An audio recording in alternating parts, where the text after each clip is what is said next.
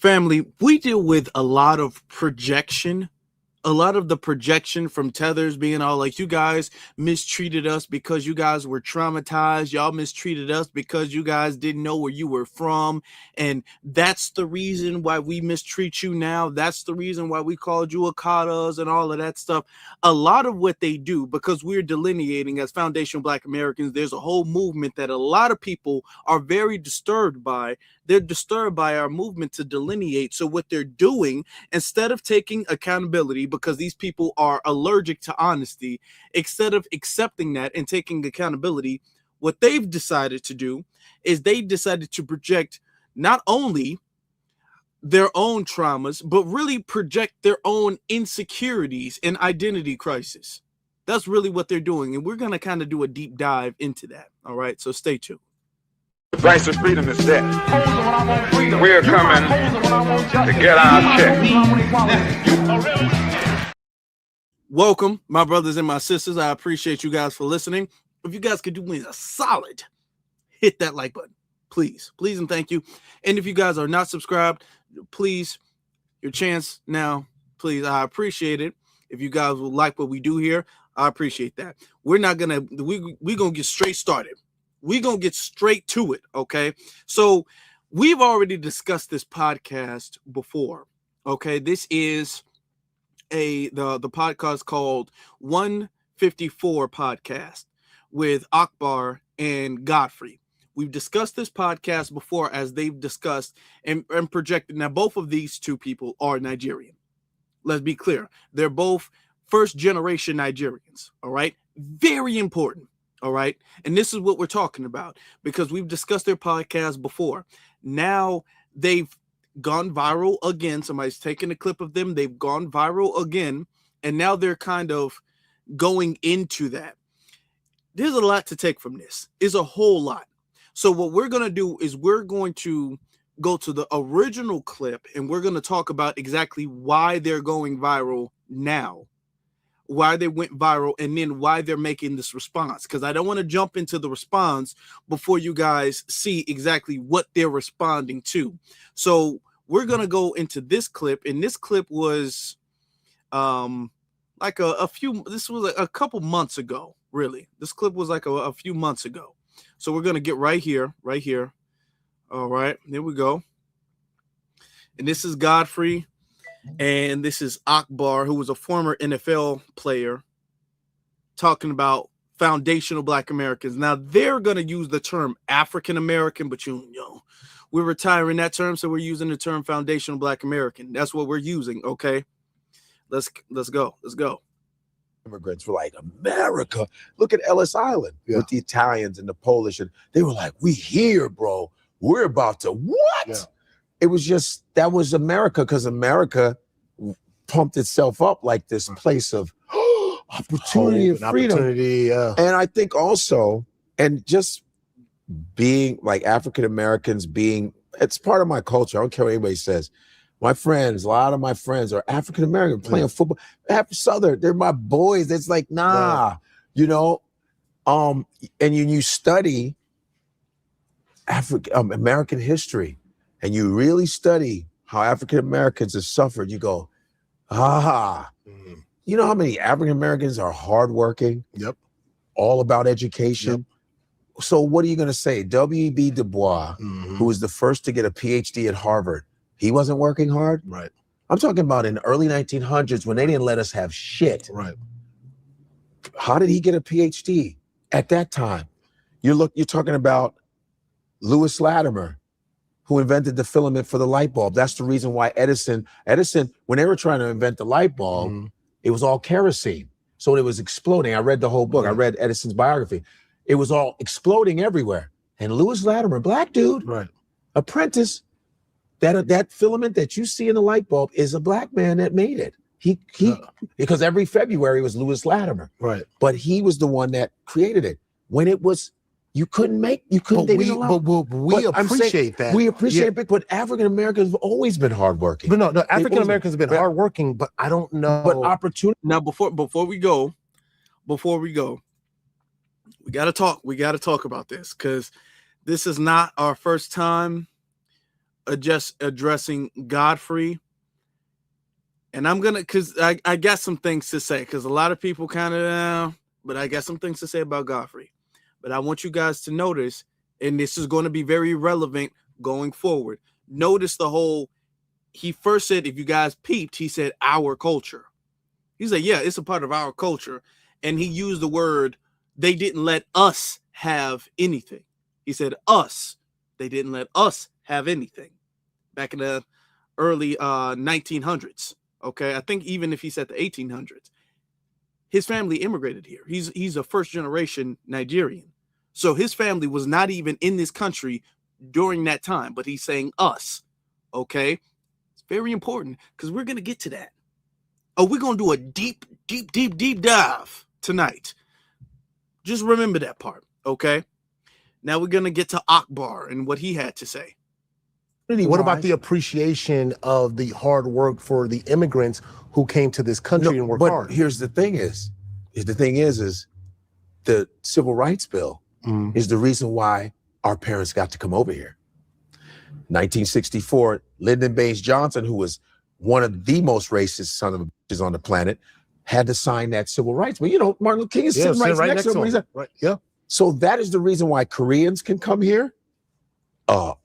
Koreans, Indians, Arabs, Nigerians. It's because of the Civil Rights Bill. Right. It's because of African Americans, foundational black, coming in here, busting their ass, being treated like shit, right, being hung, lynched, Jim Crow. Right. From slavery was Jim Crow, segregation, Reconstruction, being promised that they were going to get this, fighting every war. They've been, black people fought in every single war and still being disrespected, not being able to buy homes. Right. You understand? Burning up of black towns, and people go, well, why ain't they? They saw opportunities. There were black Wall Streets. There were black banks, black hospitals, and they came and burned it. Black excellence. They came and burned it because a white woman said somebody raped them, and they never did because a white woman lied. So this whole myth of African Americans not seeing opportunity, they did see opportunity, but you imagine, just like colonization in Africa, but imagine everywhere you go, someone is running you out of town. Someone's trying to kill your son from going to school. Yeah. So it's African Americans see opportunities, but the way the ghettos, first of all, you know where the word ghetto comes from, right? It's an Italian word. Okay. And there was the island of Ghetto in Venice where they kept Jewish people. That's where ghetto comes from. They kept Jews on the island of Ghetto in Venice, kept them there like a ghetto. And then it transferred over to America because everybody was in the ghettos at one time. Right. Italians, Irish, and every black person wasn't a slave. There were black people that were here in America already. They were already here. They were not, I know some black people that are like, I'm not a descendant of slaves. We were already here. You know that black people were already here. Black people already traveled. Like seafood. In this, all over the world. We were already, our black presence is everywhere. Yeah. Mexico, go to Mexico. You see black, Oaxaca, Mexico, 200,000 Africans. There's black Mexicans in Oaxaca. There's Oaxaca restaurants in LA. Oaxaca, Mexico, black Mexicans. And Mexicans actually helped slaves, black slaves back in the day in the 1800s. They helped slaves. That's why when you see Mexicans and blacks clash and go, you don't know your history. They don't know the history. And if you remove Mayate, what? Do you know the history of us? You helped black slaves back in the day, but they make sure they shut all that shit down so they don't. So this doesn't happen. Keep all that fighting. If this happens, game over. With Asians, if they really like, yo, we are from Africa. Damn. Do you know? Watch this. Our connection to Japan is amazing. When I was in Tokyo, I'm walking past, I go, man, I noticed. We're going to play a little bit more of this, but I want you to see how much Godfrey's going in. And a lot of what he's saying is absolutely correct. Okay. It's just some parts he like Mexicans help slaves. That was kind of like a transactional relationship. That wasn't just the Hispanics being all like, hey, man, let's just look out for blacks. It was more of a transactional relationship that took place there. But, okay, all right. He's talking about how much black people have worked and all of that is very important. This is why I'm playing this whole clip, because this is very relevant going forward. Japanese are similar to Nigerians. Their names. Fumi is a Japanese name. Yeah. Fumi is a Yoruba name. Yeah, same spelling. I said, what's going on? I walked past this store, it said Chukuwa. It spells like my name, except the M is missing. I go, what the hell? I said, I'm Chukua. Same spelling, exact spelling. I go, what the is going on? Then I was dating this Japanese girl once. She couldn't speak English that well, and she's teaching me Japanese. All right. And we're gonna move forward because he gonna go into that. But notice he said foundational Black American. So he already knows what foundational Black American that term means. He already knows about delineate. He already knows about that. Now, Akbar, he was kind of listening to respond, but Godfrey didn't let him. That whole thing was kind of months ago. I'm not sure. That was one of their very first, if I'm not mistaken, their very first podcast episode. So that was not even months ago. That was like last year. So I'm not sure exactly how people find clips every day and then take that and put that on social media. So about 3 weeks ago, it went viral again on Instagram. And now they're making a response to that. I want you guys to understand about, what Godfrey was on. The reason for that is because one of the things with Godfrey, and I've talked about this before, he be dropping gems. I will always give credit to anybody where credit is due. Godfrey be dropping gems. It's just there's times, and we gotta call it out. There's times Godfrey is like cool, and then he's not cool. Cool, and then he's not cool. My issue is that from what I've seen is he's a fence rider. Now, even if he leans more towards being on code and being cool, it's like there's times when he's supposed to stand 10 toes and then he's riding the fence. It's like this, how in the cartoons they have like an angel on one shoulder and a devil on another shoulder. It's like the angel on one shoulder and the devil on another shoulder. And it's like you kind of he might listen to the angel on one side, but he might also listen to the devil on the other side. You don't really know. That's my thing with Godfrey. Okay. And we're going to really see that in this next clip. We really going to see that in this next clip right here. Okay. Because given how much energy he was putting, he was pretty much schooling him. It was damn near a class, that first clip. That's not the same energy he's putting in this clip right here. We're one people. We have, different struggles from different sides of the world, but all together we are united. So, I hope that this discussion verse in the all right. So some of you guys might have seen the viral moment that went on National Black Guide, where there was a clip of Godfrey and I having a conversation, and we were talking about Black Americans and Black African immigrants. And this thing sparked something out of our control. Now, I want to remind everybody that this was a clipped conversation of a larger discussion that Godfrey and I were having, where we were in sync the entire time. But of course, the internet is going to do what the internet does, right? Take a portion of it and then just spin it into something else. And I think what we learned from this situation, especially something that got spun during Black History Month, is it a conspiracy? Maybe, is that there's a larger discussion that needs to be had about this. And so to all the trolls out there, to all the people out there, bots, the bots, of course, we saw a lot of the bots. I said, you know what? It's time for us to have a conversation, a deeper conversation about this. And so with Godfrey and I, we have Dr. Donald Grant here. Doctor, you and I talked just for a little bit about this discussion. Just let everybody kind of know your background and kind of why it makes sense for us to have you here and being able to help facilitate this conversation. Yeah, I appreciate being here today, gentlemen. I'm a psychologist by training, but I don't practice anymore. I work with large companies, helping leaders learn how to create environments where people do their best work. And what you're talking about right now is another area of expertise that I am in, which is racial cultural trauma. And when we're talking about the relationship amongst Black folk across the diaspora, we're talking about racial trauma.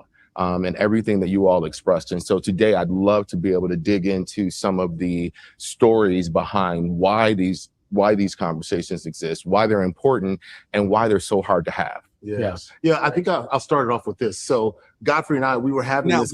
before he goes, before he goes, when they use the term bots, or when they say the thing bots, that is a talking point that they use to deflect from all of the backlash, okay, to make it seem as if the backlash that they got isn't from the grassroots, isn't purely organic. A lot of that is artificial, a lot of that is bots, to make it seem like the backlash they got isn't really from people really being upset. No, it was no backlash. It was actual real people who were making comments, all right, and pushing back against what you were saying. It wasn't no bots. So let's, you already starting off wrong already. And we're not doing the whole thing with bots. They always do that because when you look at the comments, they getting drug. And they're gonna be like, well, those are robots. Okay. So you've been talking to Joy Reid. Now you got Russian bots too? Okay. All right, sure. Conversation about, whether or not there was a beef or what I called a misunderstanding in the Black community between Black immigrants and Foundational Black Americans. But yeah, I'm not a big fan of that term. It's divisive, but we'll get into it. We're going to get into it. Yeah. But You're not a big fan of that term. Why? He's not a big fan of that term. There's no reason for anybody to dislike that term. Okay. And I've said this before. Let me get this off the screen so I can really connect with y'all. I've said this before and I will say this again. Okay. There's only really two reasons why you see anybody have any problem with the term foundational Black American. It's clear. It makes sense. Okay. It defines very well who we are, what we are, our connection to America. Okay. It seals off anybody who's from outside of our lineage. Is absolutely no issue with the term. The only reason, number one, the main reason I would say this is a good maybe 60 to 70% of the reason why they have an issue with the term foundational Black American is because it's untetherable. It's unpenetratable. You can't penetrate it. Okay. You can't break through it. You can't crowbar your way into it. You can't say I'm a foundational Black American and be from immigrant background. Foundational Black American, if you could put it into 2 words, foundational Black American in 2 words means non-immigrant, not immigrant. And there's no way an immigrant can be a foundational Black American, period. Okay. It is no way. So that would be a good 60 to maybe 70% of the reason why people dislike that term. The other 30, 20% of the reason people dislike that term is because they don't like Tariq. That's it. They got some type of issue. So most of it is a personal issue. Let's be honest. Let's be honest. Most of it is a personal issue. People got some type of axe to grind with him. People don't like him for whatever reason. They don't like him. And that's why in anything, they feel like anything he's associated with, they just gonna dislike automatically. Don't matter how much sense it make, they gonna dislike it if they feel like he's connected to it. So that's really it. There's only really 2 reasons. Okay. Number one, I would say a good 60 to 70%. Number 2 is like a 30 to 20%. That's really it. Okay. That's really it. And a lot of times it's both. A lot of times it's a mixture of both, to be very honest with you. Okay. Let's continue. So those would be the only 2 reasons, if not both, why he has an issue with that term. having this discussion. And so I'm like, all right, I'm here and we're going and we're agreeing back and forth. And I'm going, wait, but there's one side that needed to be represented and heard. And so Godfrey was giving obviously his side. And I'm like, yeah, I'm in agreement. This is everything that I grew up learning about from my teachers, from Mrs. Avion to Dr. Shepard, who was my elementary principal. So all of this stuff I was familiar to. So you were preaching essentially to the choir and I'm going, amen, amen. All right, but what about this? Yeah. And so my interjection into the appreciation of Black immigrants, African immigrants, was really kind of from the standpoint of, as a young kid growing up in South Central Los Angeles in the Crenshaw district, I mean, ridiculously teased, but not only just myself, but I saw that happening to my brothers. I saw that happening to my father. Saw that happening to my mom.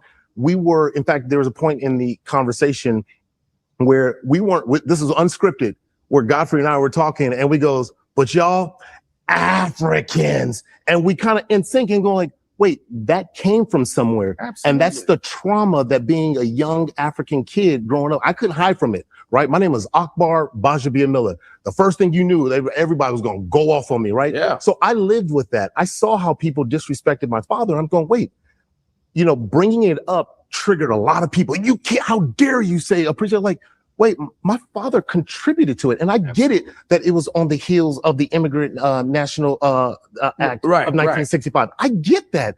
But just because that was on the heels, does that mean my father's not to be appreciated in all the other immigrants? No, I don't. Okay, before we go ahead, you said, I want y'all to understand, that's his real thing. The whole, we don't get appreciation and all of that stuff. Notice he's not really saying what his father has contributed to other groups of people besides his own personal accomplishments. And I'm not here to say immigrants, there's not a single immigrant who's ever helped. Nobody's saying that, okay? But a lot of the times, let's be honest, y'all coming over here, y'all not coming over here to help with the community and help with the furthering of the cause. Y'all not, let's be real. Y'all not coming out, especially recently. Especially really since the 90s, since after that, after the civil rights movement, after the 80s, 90s, y'all was not coming over here for anything outside of personal interest. And the only way we're going to be able to heal is in truth, okay? That's the only way we're going to be able to do that. I think I heard my brother what's his name? Duan B say that. You got to, in order for you to heal, you got to heal in truth. I like that quote, okay? I ain't gonna take credit for it because I don't do that, but I heard it from him. So that was, I like that. And that's true. You got to heal. You got to tell the truth. Okay. You can't move forward in dishonesty. You got to be honest about it. A lot of them, they've come over. Notice he's not talking about all of the contributions his father has made for foundational Black Americans. All of the sacrifices his father has made for foundational Black Americans.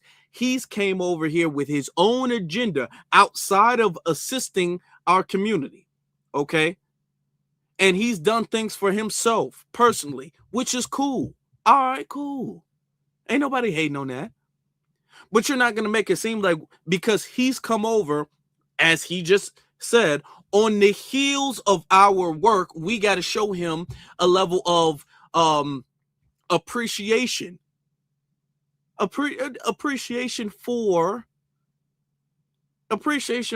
it's like this.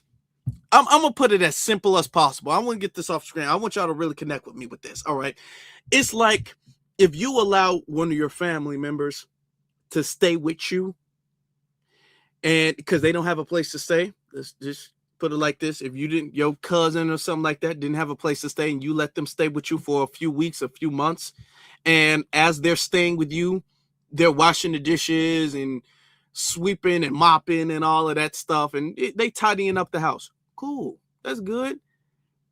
And then they are like, well, you know what? Where's my appreciation for washing the dishes? It's like, you wouldn't have no dishes to wash if I didn't let you in the house. So, I mean, thanks, I guess, but let's be real. The only reason that there's you can wash any dishes is because you in my house, because I let you in my house. So the appreciation you owe me supersedes the appreciation I owe you. It's kind of like that. If I can make it simple, you know what I'm saying? Y'all want to thank you for cleaning up the house we allowed you to stay in. You know what I'm saying? Y'all want to thank you for coming here and doing good for yourself after we fought for the rights for y'all to do that. Okay, so let's when we talk about appreciation, let's just put it on the table. What is being appreciated? Okay, because before you demand appreciation, we need our appreciation in full. Not no passing. I thank you. I guess when y'all want to bring it up, no, we need our appreciation in full. Okay. As a matter of fact, we have been very much so catering and trying to be very welcoming and accommodating to immigrants without appreciation. And the second we start demanding appreciation, y'all want to be like, well, what about me too? And sir, don't do that. Okay. Then you bring up you were teased. I didn't know him when he was in school. I didn't. He might have been teased. He might have been teased. They maybe have teased. It's okay. They maybe have teased his mom and his dad, which is okay. All right, because kids tease other kids. Kids don't really tease adults. Like I don't. Unless they were telling you yo mama jokes. Besides telling you a yo mama joke, how did yo mama get teased? Was your mama teased by grown adults? Like, okay, but all right, let's take his word for it. Let's take his word for it. These people, and it stems because they have their feelings on their sleeve, and it stems because of insecurity, and they center themselves. They have, and because of this identity crisis, which we will get to, they have this thing where it's like, well, I was made fun of. I was made fun of. Man, listen. Everybody heard a yo mama joke. That yo mama jokes were not sanctioned off exclusively for immigrants. They weren't. Yo mama jokes, yo daddy jokes, yo mama so fat, yo daddy so broke, all that stuff. Kids were being, and nobody's approving of that, but kids were kids. And kids were saying that to everybody. He was probably saying it too. And this is the thing that I don't like when it comes to the whole bullying thing. Before we get back to it, I don't like that, because you will have grown Africans making it seem as if they were just going to school and they were just getting picked on and thrown around and locked in a locker and all of this stuff, and they weren't doing anything. They were like, I just want to be your friend and you keep making fun of me. Don't do that. Don't do that. No, don't do that. Y'all was saying some very foul, crazy, off the wall stuff as well. And even based off of what we're hearing today, we will say one thing about y'all and y'all be all like, ha, that's why y'all were slaves. We were like, oh, damn. Hold on, what? I just said your shoes look ugly. Well, at least my ancestors didn't get lynched. How long you been holding that in? God damn, what?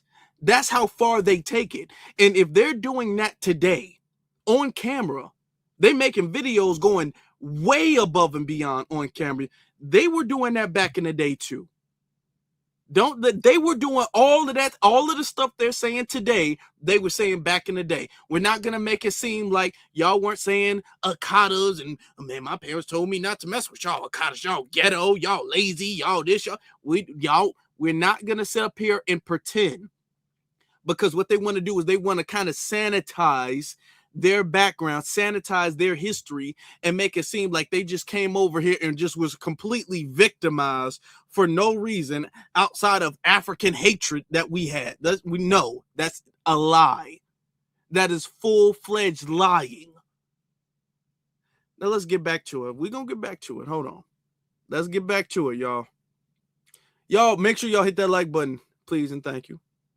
I don't think it's, and this is the backlash. This is the blowback. Yeah, I know where you're going through. Yeah, right. Yeah, because as much as I defend Black Americans, I get stuff where they'll go, "You're not Black American, you African." Right. And I go, "Eat a dick." How about that? That's what I do. Okay, and I know I just paused it for a minute, but I want to ask this question. Notice how he's telling a very weird, it sounds like he's telling a confrontation that he had with a FBA, and he's only mentioning what the FBA said, because that sounds more like a response to something than anything. We don't go around being all like, ha, you're African. No, I don't believe that. I don't believe anybody was all like, just having a random civilized conversation. And then we were like, You know you're not FBA, right? Huh? You know that? You know you're an immigrant. Like, no. It sounds like you skipped over what you said to cause somebody to say that in response to something you said. Because in what context do we bring up you're not even foundational Black American? In what context? We would only bring that up in the context of you trying to cosplay or tether onto our culture or lineage. So it was probably you trying to speak on an issue that you don't have any authority to speak on, and somebody checked you and made sure they drew that line and said, you know what, actually, you're not even from here.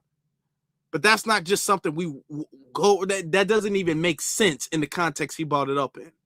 I want you to keep that in mind. And this is the switch up thing that Godfrey's doing, because before then he was giving us all the credit in the world. Okay, it was so much respect and reverence in this other clip, and now in this clip he's gonna act like he was a completely different person. All right, because I'm like, what are you talking about? I grew up in Chicago. Yeah, that's a very Black city. Chicago's history of Black Americans is heavy. Jack and Jill. You got the Chicago Defender. A lot of stuff started in Chicago. The Obamas. You know, the Obamas, Minister Farrakhan, he's like Nation of Islam. There's so much jazz, just so much in Chicago. And my father was an an educator for 45 years at Malcolm X College. You know what I mean? That's pretty Black. Yeah. Taught on the west side of Chicago. Right. Yeah. My father had adult education programs for gangster disciples, Blackstone Rangers, and Vice Lords. Gangbangers knew my dad.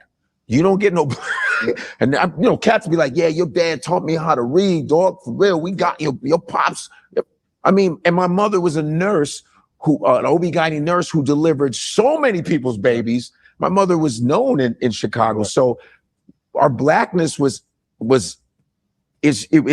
mended with Black Americans. Most of my friends were Black Americans. And of course there were immigrants, because in the area I lived in Chicago was the most integrated area in Chicago, because Chicago's the most segregated city till this day. And Milwaukee is second, which is not that far from Chicago. Yeah. So I was in both worlds, like you said, getting made fun of. They used to make fun of me all the time. And I remember this girl named Lois, and now before we get that, before we go there, even if we want to say everything he said is absolutely the truth, even if we want to say he's not even exaggerating at all, let's say that, that's still FBA culture. He said, I grew up in Chicago. So a lot of white people grew up in Chicago. Okay, that don't mean you FBA. That doesn't mean that. That's what we're saying. That doesn't mean that. You don't get no honorary, and this ain't even about us liking you or disliking you. You don't get an honorary FBA pass. And this is something that we've talked about with Godfrey for a little bit, okay? Godfrey has this thing, and a lot of first generation immigrants, they have this thing where they feel connected. They feel so much culturally connected to Black people, but they're upset, or Black foundational Black Americans, but they're upset because they're not of the soil. Okay, it's like they're looking at the culture through a window, a very clear window, but through a window. They can't touch it, they can't feel it, but they can see it through a window. And this is that identity crisis that a lot of immigrants have. This is I said this the last time we were talking. Look at this clip. Colonized,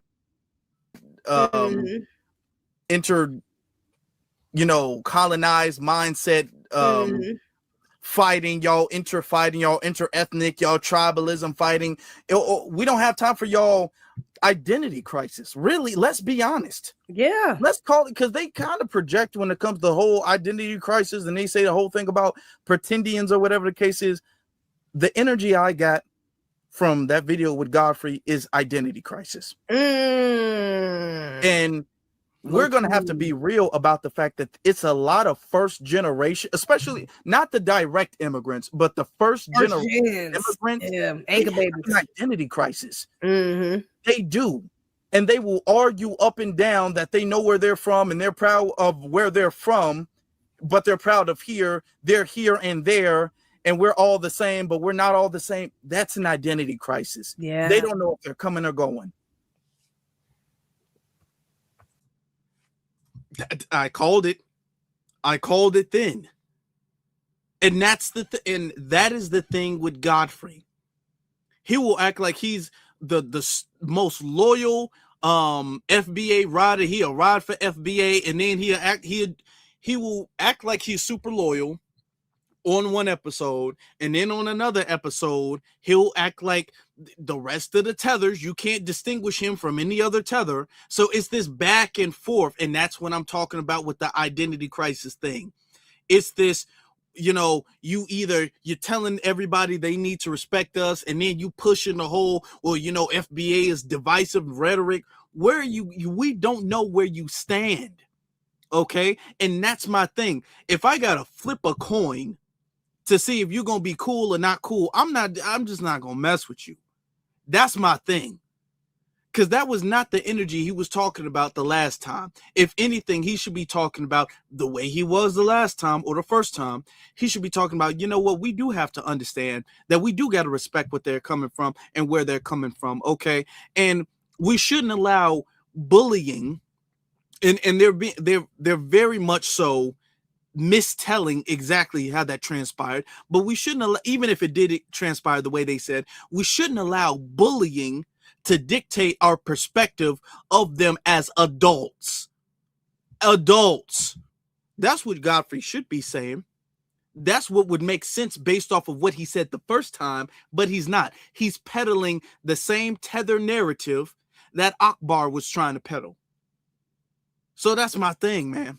Because he has an identity crisis. He really does. And he feels rejected. He's like, I grew up in Chicago and I had a lot of FBA friends, and my dad was at Malcolm X. Okay, that's wonderful. That's good for you. You're still Nigerian, though. You're still Nigerian, and that's fine. But it's fine with us. The issue is, it's not fine with him. That's the problem. The problem is not him being Nigerian, and it's not us having an issue with him being Nigerian. The problem is he has an issue with him being Nigerian. He does.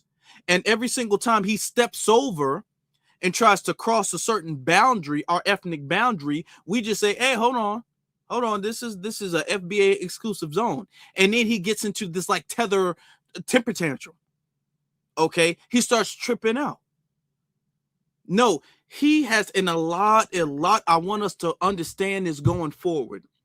A lot of these immigrants, they have identity issues where the second they crossing lines and boundaries, and the second we put up a boundary, the second we tell them to step back, then you guys are so divisive, and you guys used to call me an African booty scratcher in school, and you guys used to say I have body odor, and you guys used to hate me. Dude, you was just damn near singing our praises 2 minutes ago. What the hell is all of this? I'm talking about they almost switch up like they're bipolar. It's like from Bruce Banner to the Incredible Hulk in just 2 seconds. We tell them, hey, step back, and then they face turning green and they shirt ripped off, and I'm like, dude, would you chill out? And it's because they want to cross that line because they don't really feel Nigerian. They don't really feel that way, or at least they want to be FBA. And the thing is that now we're telling them there's a line and you can't cross that. And every single time Godfrey gets to tripping, and I already know somebody put Godfrey in his place, because Godfrey will ride.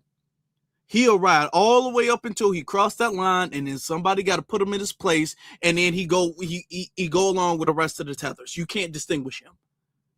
And this has happened multiple times. It's happened multiple times. So I'm not even surprised by that. But that's his identity crisis, honestly. That's all on him. I will never forget her. I saw her not too long ago. I hadn't seen her in like 30 years. I remember I was mad about something. I was what 11, 12. And this girl, Lois, she was heavy set at the time. And I remember she was treading water. We had a swimming pool. And I said, and she goes, what's wrong, Godfrey? I said, yeah, they keep making fun of me being African. And she goes, and I will never forget, she goes, well, at least their ancestors weren't slaves. See, at least you have something to connect to. They don't. It's coming. And I go, wow, that's the truth. She goes, that's coming from trauma. That's coming from insecurity. Yeah, but you don't understand that as a 12-year-old. You're just like, they're just making fun of me. Most 40-year-olds don't understand. Right, no doubt. Yeah. Yeah. And I was just going to. Oh. Y'all see that?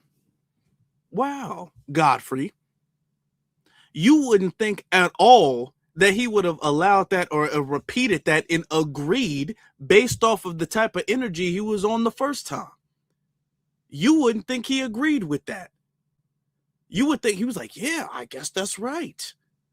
They don't know. They don't have anything to connect to. We don't have nothing to connect to. Godfrey, you act like you're trying to be one of us. And I want y'all to understand. I want us, the family, to understand this is exactly what we're talking about. All it is, y'all don't really know where y'all from. Y'all don't have anything to connect to. They're trying to weaponize our history, our enslavement, all of that stuff. They keep trying to weaponize that. When truth be told, they don't have anything to connect to. Godfrey got a whole country. He can go back. He don't even want to go to Nigeria. He's living in America, the same as Akbar. They can pack up and move any day they wanted to, and they don't do that. Talk about we don't know where we don't have anything to connect to. We do. And to be honest, we can trace. This is the insecurity. This is the projection.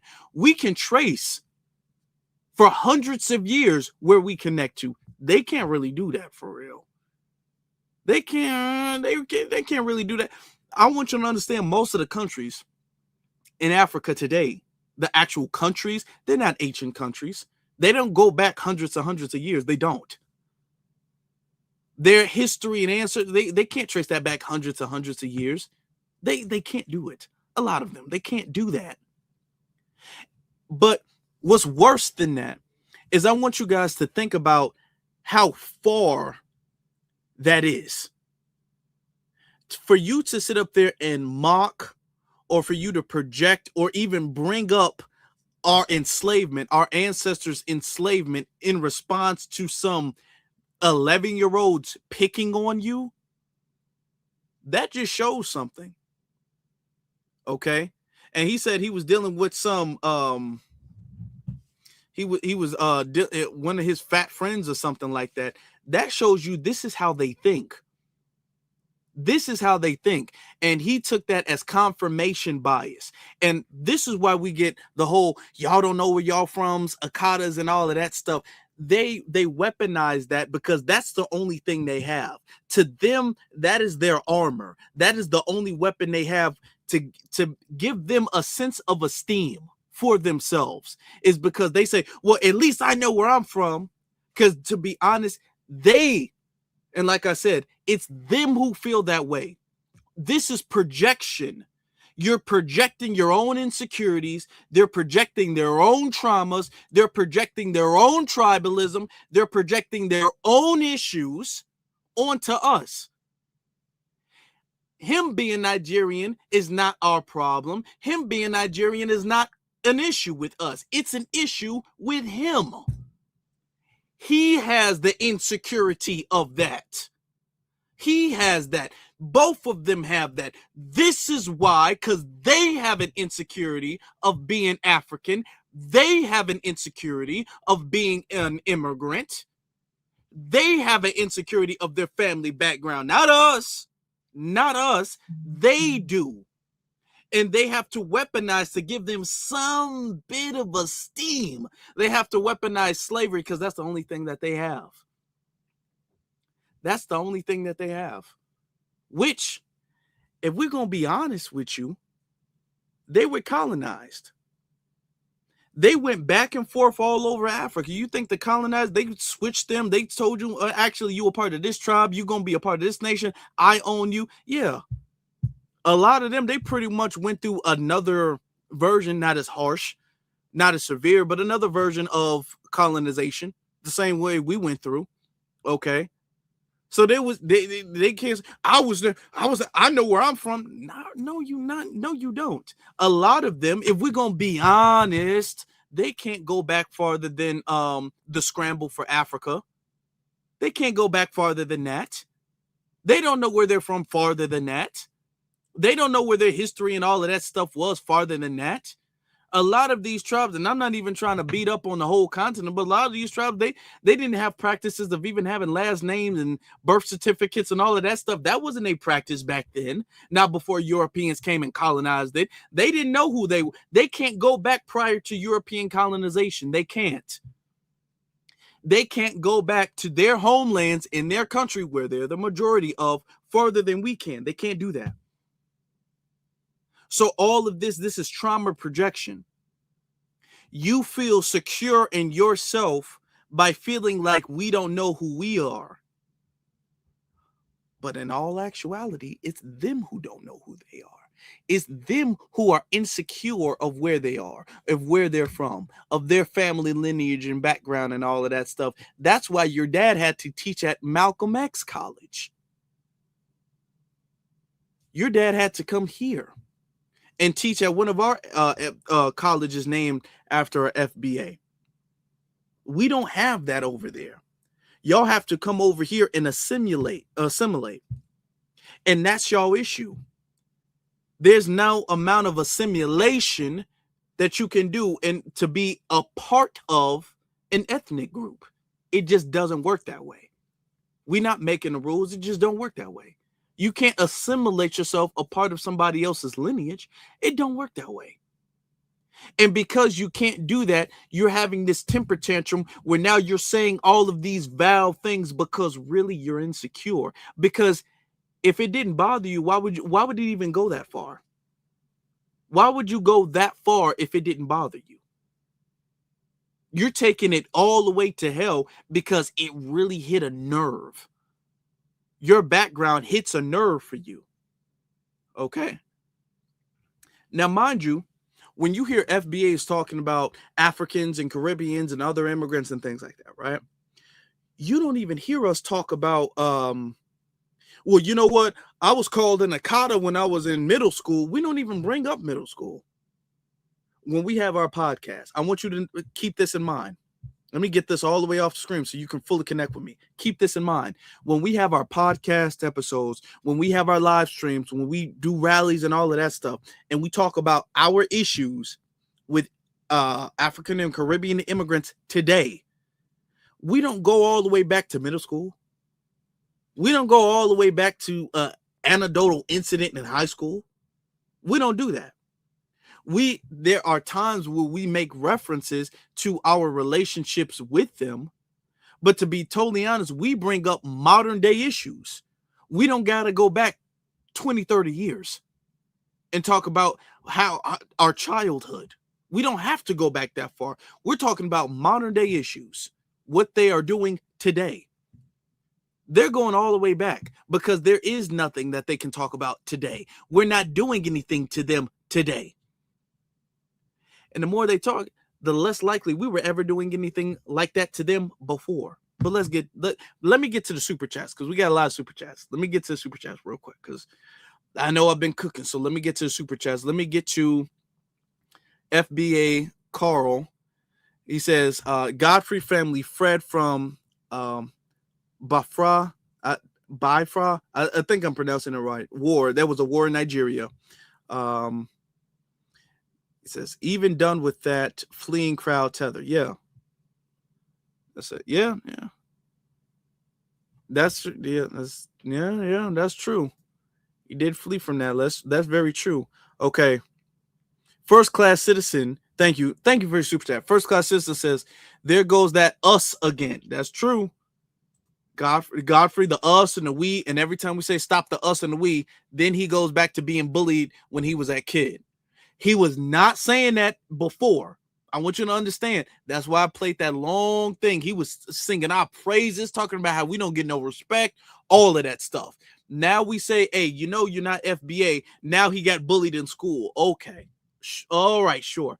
Okay. Then first class citizen says again, Godfrey, don't include don't include like the term FBA, because they can't insert themselves into it. Peep how Godfrey tried to use us his way into it. Yeah, to us, quote, us his way into it. That's very true.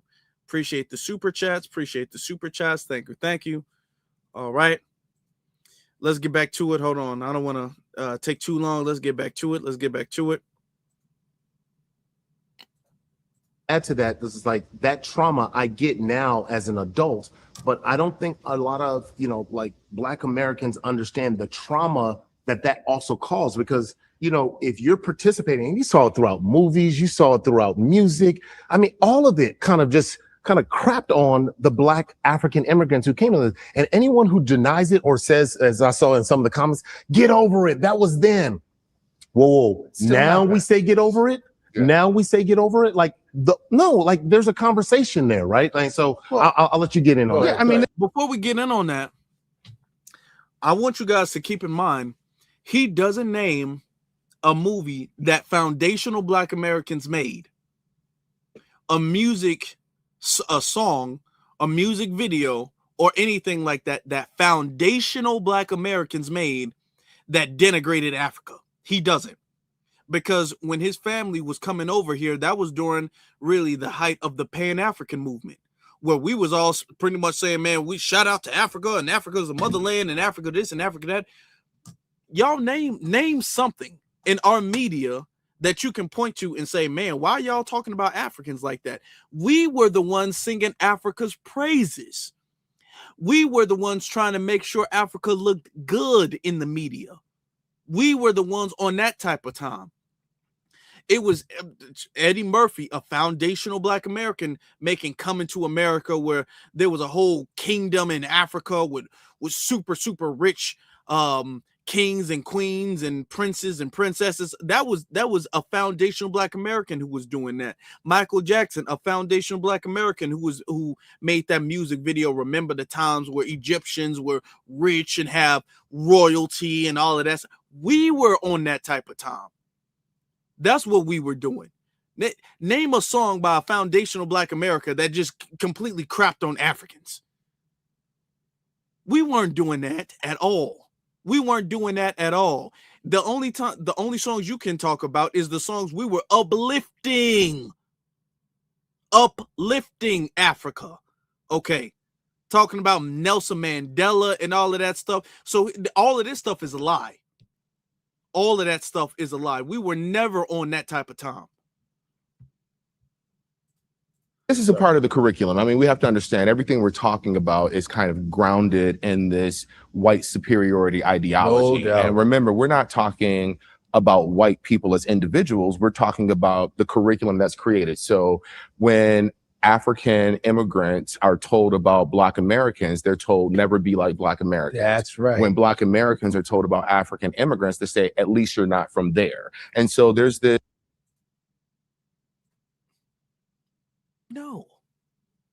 No. See, and I don't like that either. The trying to 50-50 the argument. I don't like that. Because as foundational Black Americans, our parents never was all like, well, at least you're not from Africa.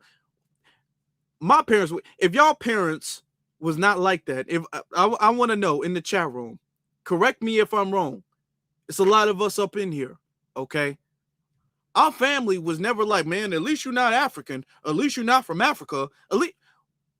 No, don't do that. Don't do that. My parents didn't talk negatively about Africa at all, period. I've never heard my parents say anything like that. Not about the continent. There might have been some African people that they personally didn't like, but that was on some, I know you personally and I don't like your attitude or character or whatever the case is. But that wasn't like I'm generalizing the whole continent. At least you're not from that booty hole, booty scratcher land. My parents didn't talk about, nobody in my family talked about Africa like that. We wasn't doing that. And the thing is that you're trying to 50-50 the blame to make it seem as if, well, y'all said something about them and y'all said something. No. They came over here on that type of time. Like, and Godfrey acknowledged that. That's why he was like, yep. Because it's probably his parents doing it. It's probably them. They came over here on that type of time. They came over here talking about, hey, don't hang out with the Akatas. Don't bring no Akatas home. Don't mess with them. Don't hang out with them. Don't play with them. Don't date them. Don't marry them. That's what they were on. Our parents was not on that. Our parents was not on that at all. So he's got to lie in order to spread the blame so they don't have to take accountability for their behavior. And that doesn't fix anything, because you can't move forward with dishonesty. If you got to exaggerate or even lie to make it, to try to cover for another group of people, that's dishonesty. And we can't move forward with that. I'm not going to sit up there and take that blame. You're not going 50-50 when y'all came over here and y'all was on some BS. They came over here on some exploitive, selfish, self-centered, xenophobic BS. And it's a couple decades later, now we finally calling that stuff out. Now you want a 50-50 everything. No, we not doing that. This original story, this narrative that when a Black American man meets a Black African immigrant, they're both dealing with colonial trauma, Yes. yet neither of them has been told the same or the correct story of one another. And so that is the initial beef. And the ultimate goal of it is to maintain separation between the entire diaspora. I mean, just think if we were able to get Accra, Lagos, Johannesburg, Atlanta, Oakland. I mean, in 1990, I'll never forget it. It was a few weeks before my 13th birthday. Public Enemy released. The reason why that doesn't happen is not because of colonialism. And y'all got to stop doing as Africans. Okay. I'm saying that to all of y'all, because some of y'all cool, some of y'all riders, some of y'all not. Saying that to everybody. Y'all got to stop doing that, because that's not colonialism. That's tribalism. And if you guys are not going to be honest about the issue, you're not going to solve nothing. It's tribalism. And the reason why you know it's not a 50-50 issue is because tribalism is not a cultural practice of foundational Black Americans. Tribalism is a cultural practice in Africa. It is that way in Africa. It was that way before. It is that way right now. It has never been a cultural practice among foundational Black Americans. It's never been that. They're the ones who have the history of tribalism. We're the ones who don't. We're the we are the world people. We're the everybody come together and hold hands and we will work together people. We're the ones who are doing that. So you mean to tell me it's the exclusive tribalistic people are equally to blame as the very inclusive welcoming people? No, we were the inclusive welcoming people and they were the exclusive tribalistic people. So based off of that, you can already ascertain as to who the person who initiated this quote unquote division or this separation. Let's be very clear with that. Don't try to, and that's how you don't solve anything, okay? Because you're pacifying and making it seem like it's not all your fault. It is. It is. It is your fault. It is. Okay? It is your fault. It is. I'm going to say it. I know they're going to be mad. What do you mean? Yeah, it's your fault. Accept that. Learn. Okay? But like I said, y'all got an allergy to honesty. You're allergic to honesty. Fear of a Black Planet. Fear of a Black. We were in line for that. Yeah. So I remember getting the cassette tape. Yeah, me too. And so, again, talking about being hindsight in 2020, the things that we don't understand is that Public Enemy was talking about Black geopolitics 35 years ago. Yep.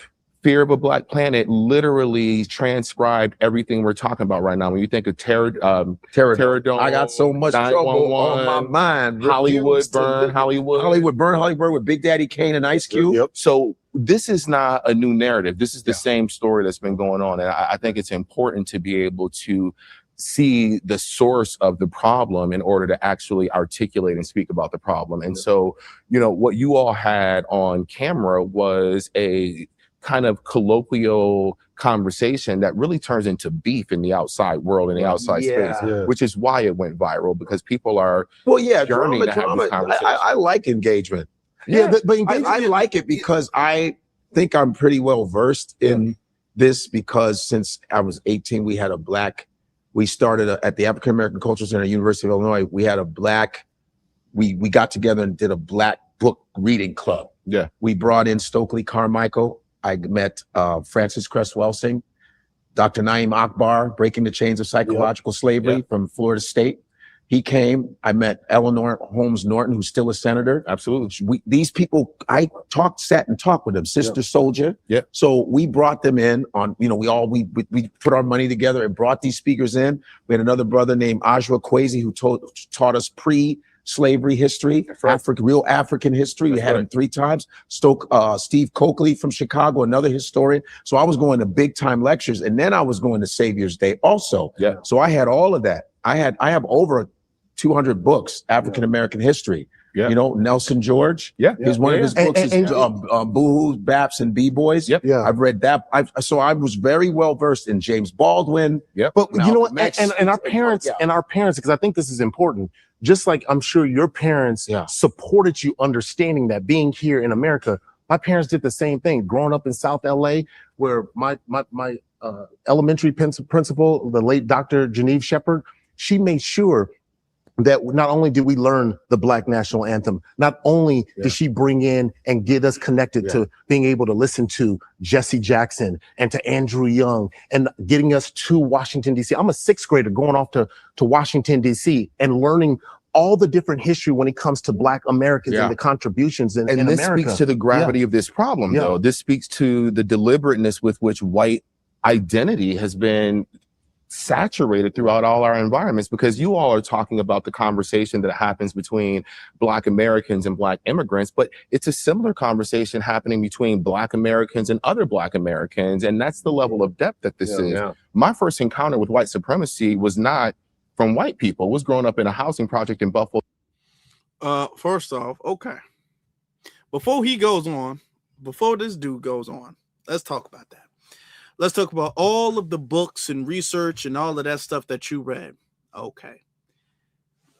With that amount of knowledge, and I believe, and I don't know about the other guy, I do believe that Godfrey, at least because I've heard Godfrey's interviews and stuff like that, he knows what he's talking about in a lot of cases. So with that amount of knowledge, what exactly is your problem? Like I said before, a lot of their problem is because they listen to Dr. Francis Cress Welsing, who's FBA. Now Stokely Carmichael, he's not FBA, but he's a writer. We show him respect. But a lot of the people that you've learned about, that you grew up looking up to, that you grew up showing a lot of respect for, with Dr. Francis Cress Welsing, Dr. King, Malcolm X, Huey Newton, Fred Hampton, Bobby Seale, Frederick Douglass, Harriet Tubman. I mean, I can go on and on and on and on and on. Hell, he also brought up Jesse Jackson. These people that you grow up listening to, they're from our lineage. And that's not a problem. Our lineage has phenomenal educators, phenomenal activists, phenomenal people that everybody in the world honestly should learn from. I think that their messages are so powerful, okay, and so deep and rich in just psychology. I think everybody should learn from that. I think everybody should have a copy of, that's one of the books I get over there. I think everybody should have a copy of Malcolm X's autobiography. Everybody should have a copy of Dr. Francis Cress Welsing's The ISIS Papers book. Everybody should have that. But because that's how smart they were. All right. Everybody should. There's nothing wrong with you learning from our master teachers. Nothing at all wrong with that. We don't have an issue with that. They do. What I mean by that, when I say they do, is that they look at Dr. Francis Cress Welsing and they think like, okay, that's our ancestors. These are our ancestors. Jesse Jackson, Dr. King, Malcolm X, Dr. Francis Cress Welsing, Frederick Douglass, this, and then we be all like, actually, no, They're mine. You can learn from them, but they're my ancestors. They're not your ancestors. Let's be clear. And that triggers them. It bothers them because growing up, they're listening to stories of other people. They're growing up in the people that they look up to. They're growing up and looking up and having reverence and respect to other people. They don't have respect. And I'm not saying that there's nobody in Africa who deserves any respect. Nobody's saying that. But they're not growing up listening to heroes and activists and leaders and educators of their own lineage. They grow up having pictures of our ancestors on their walls. They grow up, and if there's a Black History Day, we got pictures of our ancestors that are being talked about, not theirs. This is why they want to cosplay and to tether into our lineage, is because that's the only thing that they see that's respectable. That's the only, because not only do we have it in America, we have this social currency around the world, that this moral respect and currency, despite the fact that we've been oppressed and beat up and all of that stuff and sabotage, we still have this rich respect that they want to attain, they want to touch, they want to feel like they're a part of. Psychologically, human beings naturally form communities, and they want to feel a part of the community that they look up to. These are people, I believe it 100%. These are people that they grew up looking up to. That's their problem. They didn't grow up looking up to their people. They fled from their people. They fled from their ancestry. They fled from their homelands. So by definition, it's not like something you can really grow up and have that much reverence for. They left that. They don't want to go back to that. They want to be here. They want to be just as deep in our soil as we are. And we just drawing that line and saying, hey, we can't do that. I mean, you cool, but you not family. No, this is the family only meeting, man. I'm sorry, man, but you know, I'm gonna get you next time. It's family only over here. That's what triggers them. That's what gets them in these tether temper tantrums where they are like, oh, at least I know where I'm from. Damn, well, where's that coming from? I want y'all to think when they speak with such vitriol and hatred and disdain. What did we do to deserve that? And I want you to understand, you didn't do nothing. You did not do anything. I didn't do anything. They are doing that because of themselves. It's them. They're doing that because they don't have a Dr. Welsing. They're doing that because they don't have a Dr. King. They don't have a Malcolm X. They don't have a Harriet Tubman. They don't have a Rosa Parks. They don't have these people. They don't. We do, and we're not sharing them. That's their issue. Let me get to some of the super chats. Let me get to them because we have some, but we're gonna get to a couple more. Okay. And Knox says Akbar and his brother Kubar are cult leaders in Wisconsin. Oh, damn. Oh, I'm gonna have to look into that. Appreciate you giving me the heads up. James says wearing the plant shirt of polka dot pants will get you clowned. Yeah, I mean, come on now. Let's be honest. And y'all, first off, I'm gonna be honest. In America, fashion is a thing. It don't matter what community you go to. If you go into school and your pants is all messed up, or you whatever the case is, your haircut is messed up or whatnot, you're gonna get made fun of. You're gonna get made fun of. Kids are cruel, okay? You're gonna get made fun of. It's not personal. But y'all, the thing is that they don't care about being made fun of. Godfrey, you wasn't even talking about being made fun of in your first episode. You were showing all of this respect and saying, and I learned this, and African Americans did this, and African Americans did this, and African Americans, singing our praises. And then when we said, hey, Godfrey, hey, you know, there's no honorary FBA. You know what I'm saying? As much respect as we want to give you, you still Nigerian. Now all of a sudden he was picked on in school. Now all of a sudden he was bullied for being African. Now all of a sudden all these issues in childhood and in middle school and high school, now all of a sudden these issues are being brought up. These issues were not his concern before when he was trying to be one of us. Now that we saying actually you still Nigerian, now all of a sudden he was picked on in school. Now okay. Now all of a sudden we never treated you right. Okay, sure.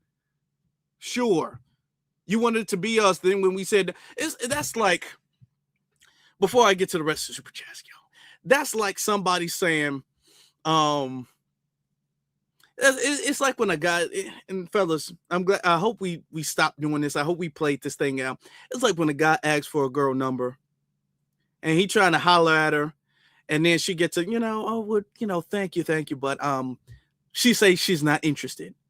And then the guy was like, you fat anyway. I didn't want to date you. Ugly. You are ugly as hell. I didn't want to date you anyway. And your breath stink anyway. I get way finer chicks than you. I wasn't interested. I would never date you. You are hideous. Like, okay.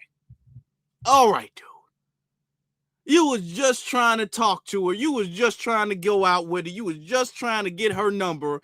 The second she told you no, all of a sudden she's fat and ugly and dumb and worthless and she don't know what she doing. Like, oh, she's masculine. Okay.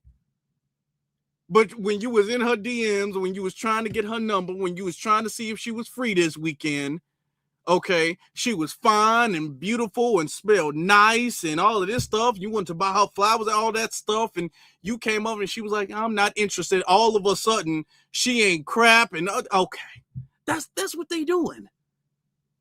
That's the same thing. Like, dude, don't do that. Don't do that. Godfrey, we was all this and we was everything. Okay, I was like, Grandma, see, we everything in a bag of chips before. And then we said you're not FBA. Now all of a sudden you got all of this trauma growing up with FBA. Come on, dude. Don't do that. You seem bitter. Don't do that. A lot of ladies in the chat room laughing because y'all know exactly what I'm talking about. Fellas, look at all of the sisters in the chat room laughing because they know what I'm talking about. Okay, they'll tell a brother, they're like, no, I'm not interested. And all of a sudden, her forehead is super big and her outfit don't match and she fat and you know what I'm saying? It's her hair is dry and it's shit. All of the women in the chat room laughing because they all can relate to it. Okay. This man was trying to take her out a couple seconds ago. Now all of a sudden he was never interested. I want y'all to look. They all know what I'm talking about. They all do. All right. Okay, fellas, don't do that. Don't do that. Don't be bitter about it. That's not a good look. It was really not. All right. Let me get to the rest of these super chats. Let me get to the rest of them. Okay. Ron's, he says, it's embarrassing for them to come to this land, to come to the land of slaves, the land slaves built, who they sold. And that is true.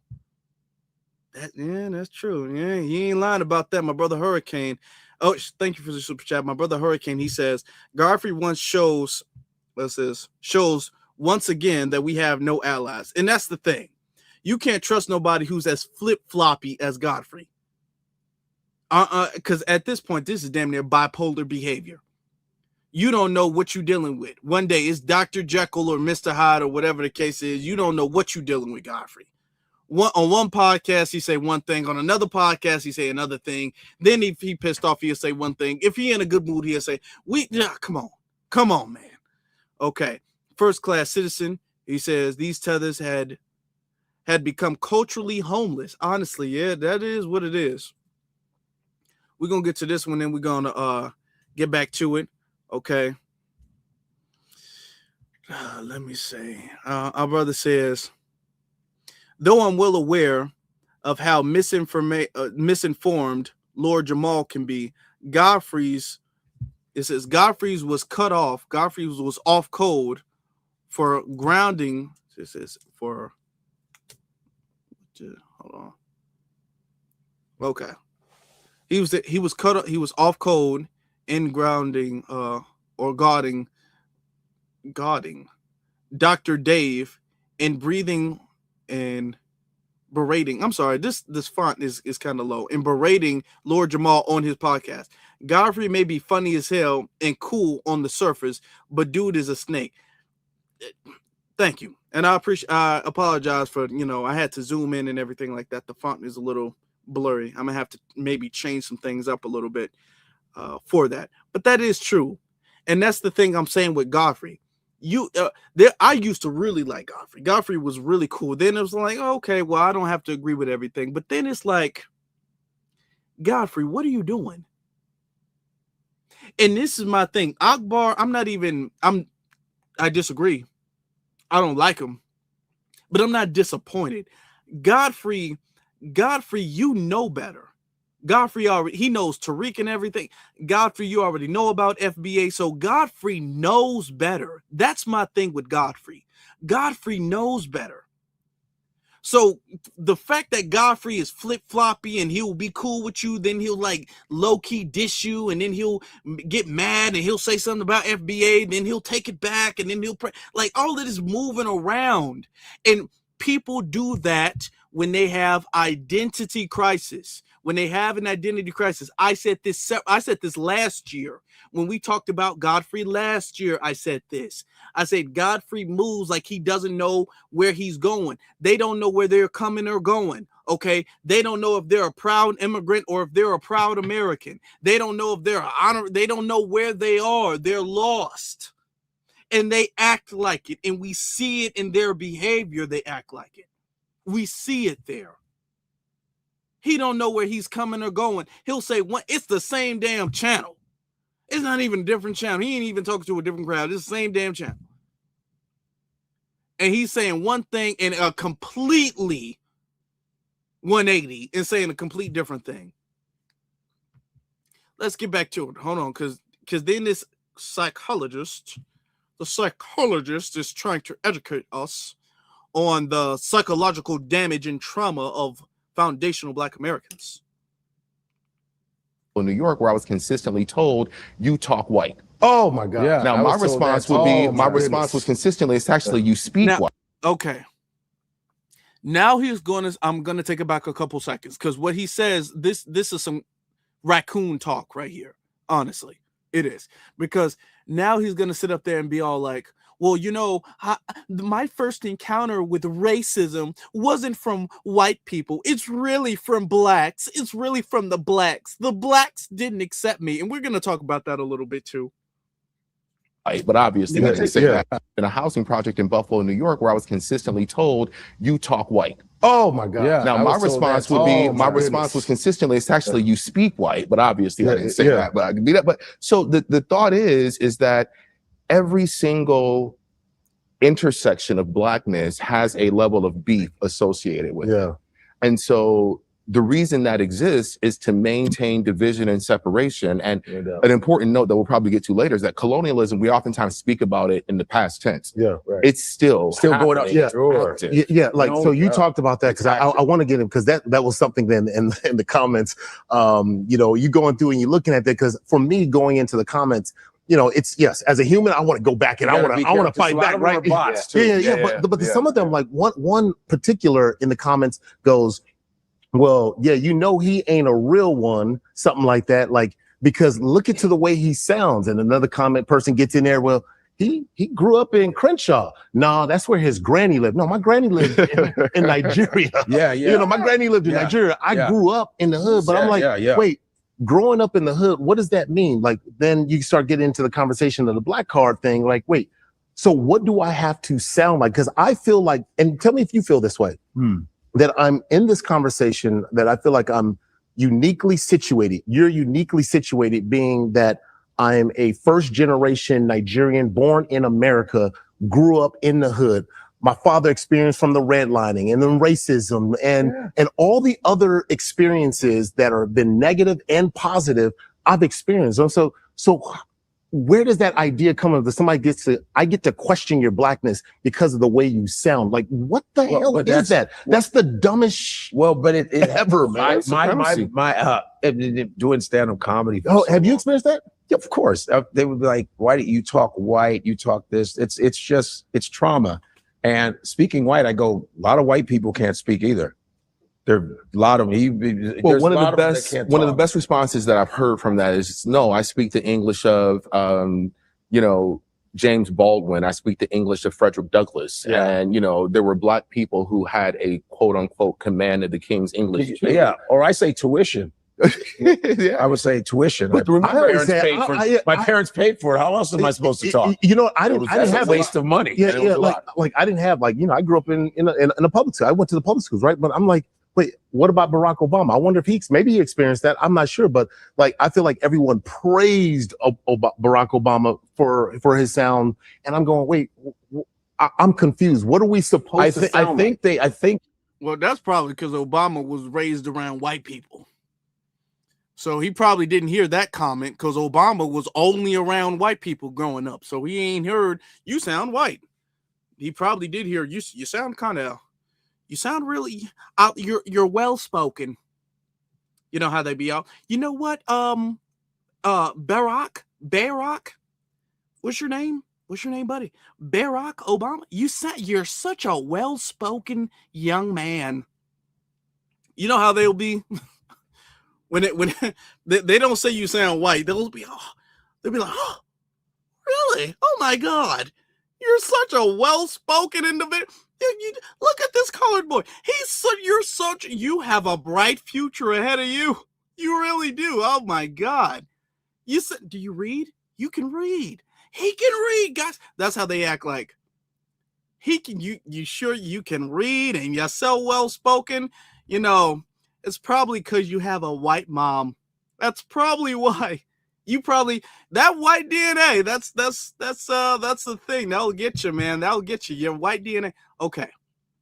Listen, the whole you sound white thing. Let's talk about that. Because that used to be, is really not a thing no more. Really not. But that used to be a saying. And I think it's important that we analyze that, right? Okay. It's something that I have heard. I've heard that too. It has been said to me too. Okay. It's been said to me in a very joking, it's only been said a couple times. Okay. In a joking sense. It's been said in a joking sense. Growing up, and I didn't grow up in no privileged neighborhood or anything like, I'm not going to say I grew up in the worst of the worst of the worst, but I didn't grow up in no very, very glamorous neighborhood. I'm gonna just put it like that.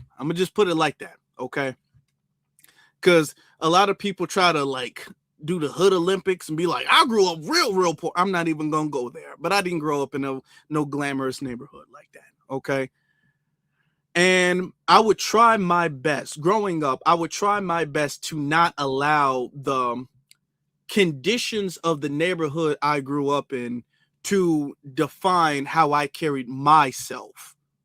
Okay. So I would try to make sure that I was very articulate. I was very well spoken, on top of the fact that both of my parents are very, very articulate and very, very well spoken.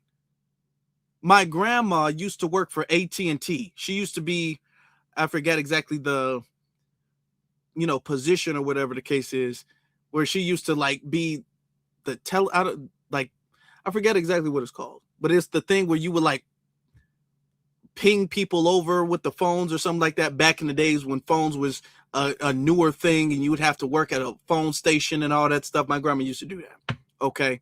So you would have to speak a certain way to do. Black people would have to, and this is how I know the whole, you get made fun of because you sounded white. No. A lot of that code switching is a cultural thing that we had to adapt. Black people would have to code switch in order to even get a certain job. Because there were certain jobs that you would have to speak super, super articulate. You'd have to be super well spoken to even get in certain rooms at a certain point in time. Okay. So it was a lot of code switching back in the day. My grandma's the type of person who doesn't really care for slang at all.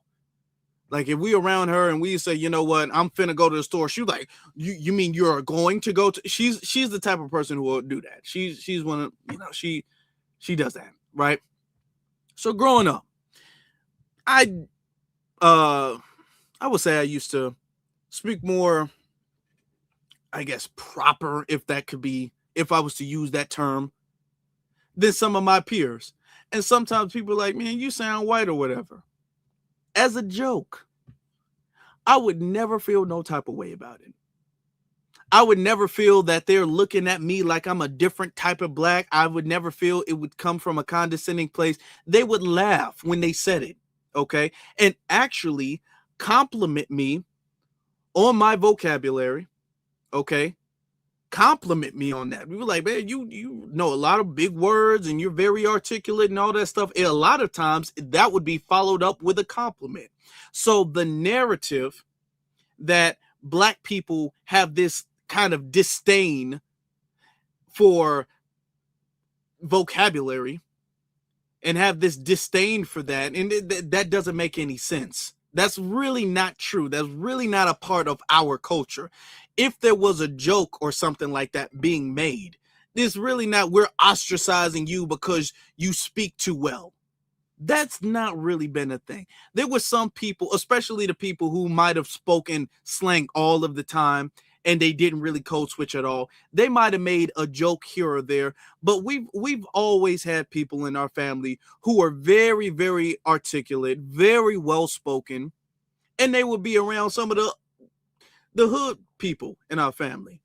Some of the people who didn't care for that. Some of the people who would speak slang all the time. And everybody would get along. So the narrative that the black community hates proper English, that's not true. That's not true at all. A lot of times with the whole you speak white or you talk white, a lot of the times that's because a lot of y'all wanted to kind of be white adjacent. So it wasn't just speaking white. You guys would try to, from what you viewed, your perspective, y'all would try to act white.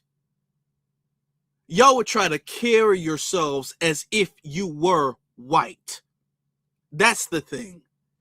It was less about you speaking in proper English, okay? Or you having a advanced vocabulary and good diction. It was less about that. It was more about a behavior that kind of coincided with that. It was about you trying to portray yourselves as if you were a part of the white community. It was about you kind of pushing off or rejecting black culture. So a lot of that was not only just the words you used when you were speaking, it was how you were speaking. It was almost as if you were trying to sound your voice. You were trying to portray and pronounce your words as if you were white. Because even when you speak with certain diction, you can almost, just based off of the deepness and richness of a voice, I want y'all to really follow me with this. Oftentimes, if you just hear an audio of somebody speaking, same words, you can almost tell exactly who that person is, if that person is white or black. A lot of times you can tell that, because when black people talk, there's a certain deepness and it's like a richness in the voice. Okay.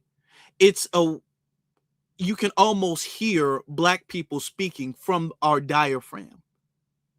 When white people speak, it's more nasally. You can hear they're speaking more with their head.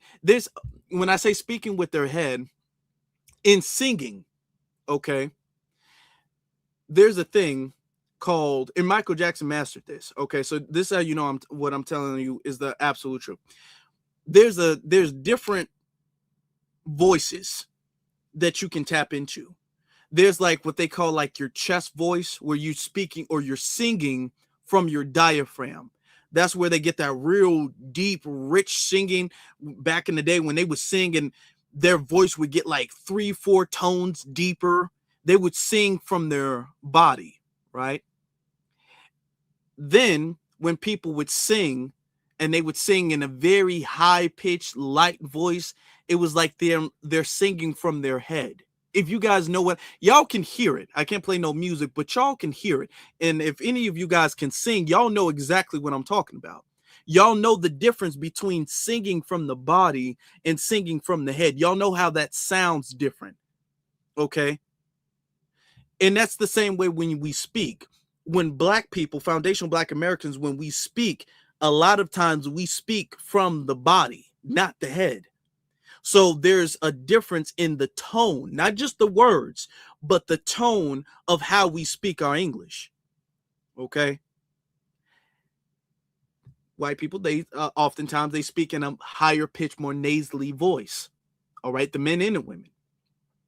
So when we see a Black person really trying to project their words and going above, and we can tell when they go above and beyond to speak from their head, or to act a certain way, to dress a certain way, to speak on certain subjects. Okay, they're eating their spaghetti with a fork and a knife, and when we see stuff like that, I'm like, okay, you trying to be white? What's going on with that? Why are you trying to do that? Why are you going above and beyond to act how you think they act? You're trying to pretty much cosplay as a Caucasian. That's what we would be saying. And their response is, what do you mean? I'm trying to cosplay as a Caucasian. You mean because I speak well and I read?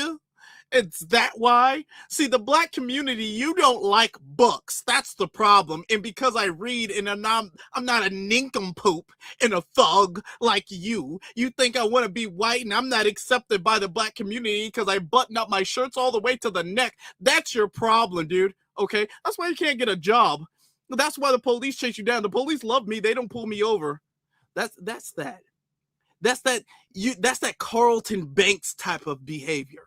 It's not you having a good vocabulary. Y'all really don't. To be very honest, if you're around black people and you're around white people, you will find out that Black people, actually, collectively speaking, tend to have a better vocabulary and better diction than white people. The whole white people speak in such a sophisticated manner, and white people know a lot of words and all that stuff. White people really don't. White people are not these geniuses that they portray themselves as. The average white person is just sitting up there reading a dictionary on this. White people really don't. White people ain't really that bright. They don't use real big words and everything like that. We pronounce our words and we're so sophisticated with everything, and we want to convey our messages with the utmost clarity. That's not how white people talk. It's really not. We stereotype white people talking like that. White people don't talk like that. For the most part. For the most part, honestly, Black people have better vocabulary. Black people have better linguistic skills. That's why we're able to come up with slang. That's why we're able to advance the English language. Okay? Black people have a better mastery of English than they do. That's why we're able to speak in a very proper and, corporate way, and then be at home and be chill and talk slang and all that. Kick it with everybody.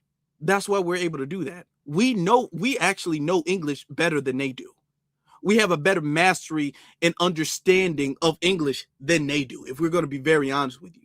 Okay? That's why we can sing as well as we can. That's why we can rap as well as we can. That's why we can come up with different metaphors and double entendres and all of that stuff. You can't, as rappers, just think about that. As rappers, you can't come up with that stuff unless you have a mastery of English and a mastery of words and understanding what they mean and understanding how to convey that.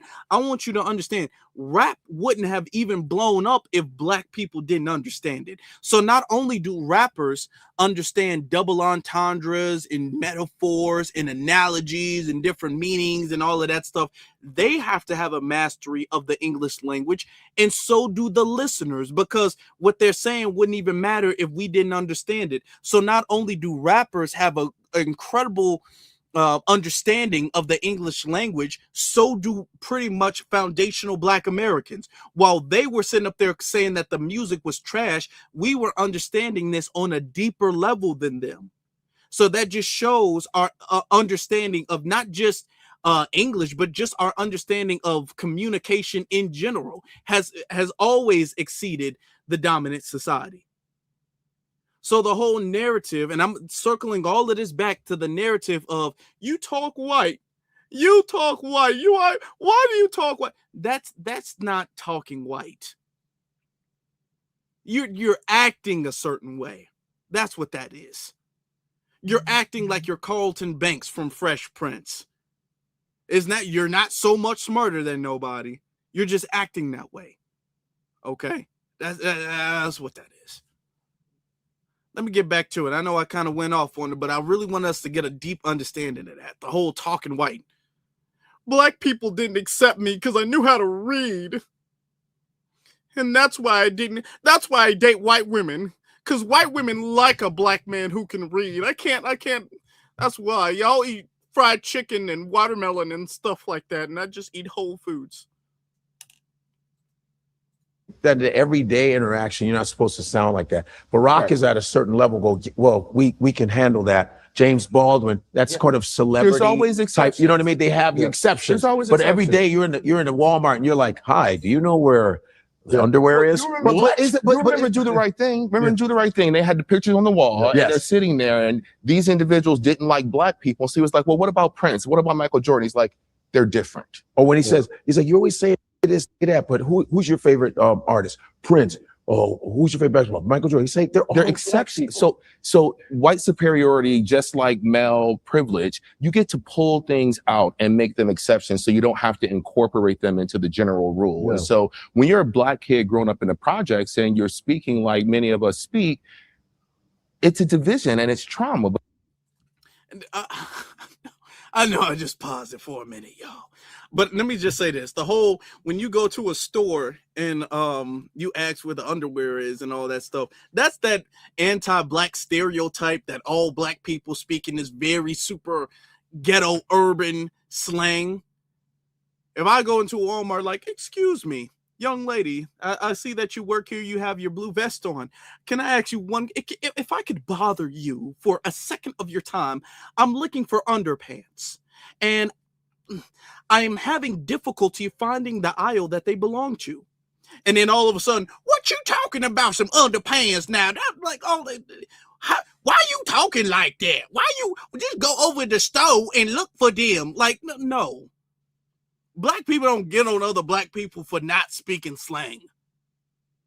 Like, I don't know what he talking about. Why he talk like that? Like, no, black people don't do that. Even if she said that, come on. Black people don't do that. Don't come on now. Come on now, don't do that. Because white supremacy says this is the definition of blackness. That's why Theo Huxtable was such an important character on television. It allowed black boys to see, oh, I can still be just as black as I need to be, still speak this way, still dress this way. When you think about Andre 3000, he allowed hip hop heads to see a different type of blackness because he was an exception. And so we have to understand that the messages that we get demand that we stay in a particular category in order to be black, so that people can continue to pull and separate us apart. Yeah, your dad participated in the foundational experience of South LA, of the Crenshaw district, back when there was still redlining, back when people still couldn't get jobs. So yeah, your dad did experience the exact same things that Black Americans experience, in addition to the word exact is a very strong word. Let's not use that word. The intersection of the immigrant experience. Now, when you put all that together, and remember, in addition to the immigrant experience, so he's trying to imply that his dad had it worse than Black Americans. No, dude, no. Well, first off, he didn't state, he said he was a psychologist, but he didn't state where his background was from. I just want y'all to remember that. They didn't ask where his background was from while he's speaking on us. Well, let's keep that in mind. For the messages that everybody is being told, he is primitive. he is below you, and then you see him succeeding, you naturally have a trauma response because the world has told you for generations that he's nothing. Yeah, right. He's nothing. Why is he doing that? And then it creates this divide in the same way that your dads probably received messages about Black Americans and maybe consciously or ain't nobody had no no, ain't nobody have no trauma response to his dad doing good. Ain't nobody had no damn trauma response. What are you talking about? Nobody had no damn trauma response. That's the whole, we was jealous that they did good for themselves. No, his dad ain't come over here and do nothing that was not done before his dad got here. There was Black people. We've had Black American millionaires and Black Americans in middle-class houses and making well over 6 figures and doing well for themselves. Doctors, lawyers, judges, politicians, all that stuff before his dad got here. His dad didn't come over here and break any barriers. Okay, break no glass ceiling. All of them come over here and they make it seem like they and that's the thing. They all come over here and make it seem like their parents did something phenomenal. Their parents did something never seen before. Let them tell it. Their parents did, and they made everybody in the neighborhood jealous of them. And they were like, okay, well, what did your dad do that made everybody jealous? Well, he was a dentist. Okay, you know, hate to break, that's cool, but hate to break it to you. We've been dentists before. We got some dentists too. So I mean, dentists, doctors, surgeons, all that stuff. So what? Like that's the thing. They make it seem like they came over here and they just raised the bar and everybody's just been hating on them. No, your dad, and I'm not even trying to talk about his dad, but like whatever your dad did, shout out to that. He didn't do nothing special. He didn't do nothing new. So all of that, and that builds resentment because they said that we were better than you and we're jealous. No, ain't nobody envious of y'all. That's that we stole your jobs projection. Y'all didn't steal nothing. Y'all didn't do nothing that wasn't done before. Come on now. Don't do that. subconsciously told you, don't be like him. You see that guy on the street? He's like that because he's a Black American. There's no fault of his own doing that. Yeah. That's just what happens. That's how white supremacy works. This is what was told to me, and this is how I perceived it growing up. And I think this is why I think I stand on the side that a lot of people disagree with. And I truly believe that this is the interpretation for most. This is my opinion, that this is the interpretation for a lot of Africans. And I don't want to dismiss, there are people who probably said Black Americans are this and whatever. So I don't want to dismiss that. But for me and my experience and how I grew up, my father came from Nigeria and came here in 1974. So obviously coming from the Biafra War. But not only that, and this dawned on me, it's like, wait a second. My dad lived in Nigeria when it was under colonial powers of the Great Britain. That's right. As a kid, you don't conceptualize time that way. So you don't get it. It's now that I'm adult. Wait. Nigeria got their independence in 1960, October 1st, 1960. Yeah. My dad was born way before 1960. Yeah. He was under the colonial rule. Mine too. And I'm going, whoa, so that blew my mind. So here it is. And this is how I've kind of, problem solved this. My father came to this country. My mother came to this country and they saw a better opportunity. Now I could understand from a Black American saying, like Jim Crow and slavery and everything that has gone on in Black American history, like, hell no, we don't have it good here. And I liken it to this. When you get what happened there in Africa and you get the colonizers who come over and they steal, just come out there and steal, that's called slavery, right? And bring them over to another house called America. But before they leave, they set that bitch on fire and they put Africa on fire and destroyed their economy, destroyed their religion, destroyed their people, destroyed everything, separated family. People forget that. They separated families. Yeah. So dad over there, mom over there, dad over there, kid over there, like they separated. Yeah. And then to say this one years and years later generation, some of the same people that were being making fun of, you might have been making fun of your cousin, right? You might have been making fun of your cousin. We're all cousins. That's right. Literally. You're right. Literally. And I'm talking about like from the direct line, but yes, your cousin, yes. Yeah. But you set that on fire, right? So now you're over there. Yes, it's bad. I'm not taking that away. It's bad what happened in America and what's happening in America. and you're over here in a burning house and you're going, I got to get out of this burning house. I'm coming over there. And I'm going to go, wait, they have way more opportunities than I do over here because my house is burnt. You're picking the lesser of the two evils. Yeah, exactly. Yeah. And so to say that it's not looking down, it's just like, yo, you guys have this opportunity. And that's what my father, Americans have all of these opportunities. And so my father always focused and my mother always focused on the opportunities that were there rather than the opportunities that weren't there, because that's what they saw. But that's another. Okay. He said a lot. He said a lot. I'm not going to be long because I know y'all. I can monologue. Y'all know I can monologue. I ain't even going to do the big screen because y'all know I can monologue. Okay. Actually, I ain't going to do the big screen. F it. Right? Okay. The whole, your dad had it hard, all of that stuff. That's a good point. I'm glad he brought that up. I am glad that he brought that up because that proves exactly what I said. He just really proved exactly what I said, because I said a lot of them, they can't trace their family back that far. He's talking about how his family was separated and all of that stuff. So when they talk about we don't know where we're from, they don't know where they're from. And as a matter of a fact, we had culturally family reunions, okay, to connect the family because the family was separated. They didn't have that.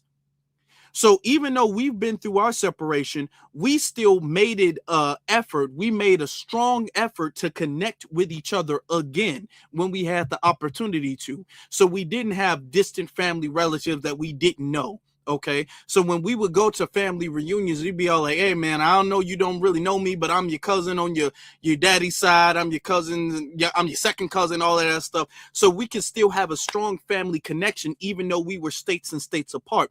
They didn't do that. So we have a stronger family connection despite slavery, despite colonization, despite separation, despite all of that stuff than they do. So when they come over here talking about, we know where we're from, no, you really don't. Okay? Because when Europeans came and separated y'all didn't reconvene. When they separated y'all, when they drew lines in Africa and said, this part is mine, this part is yours, this part is yours, this part is mine. When they did that, y'all didn't make it a point to reconnect. Okay, to have a reunion and come back together again. Y'all were separated. So all of that, yeah, I know where my family from. No, you really don't.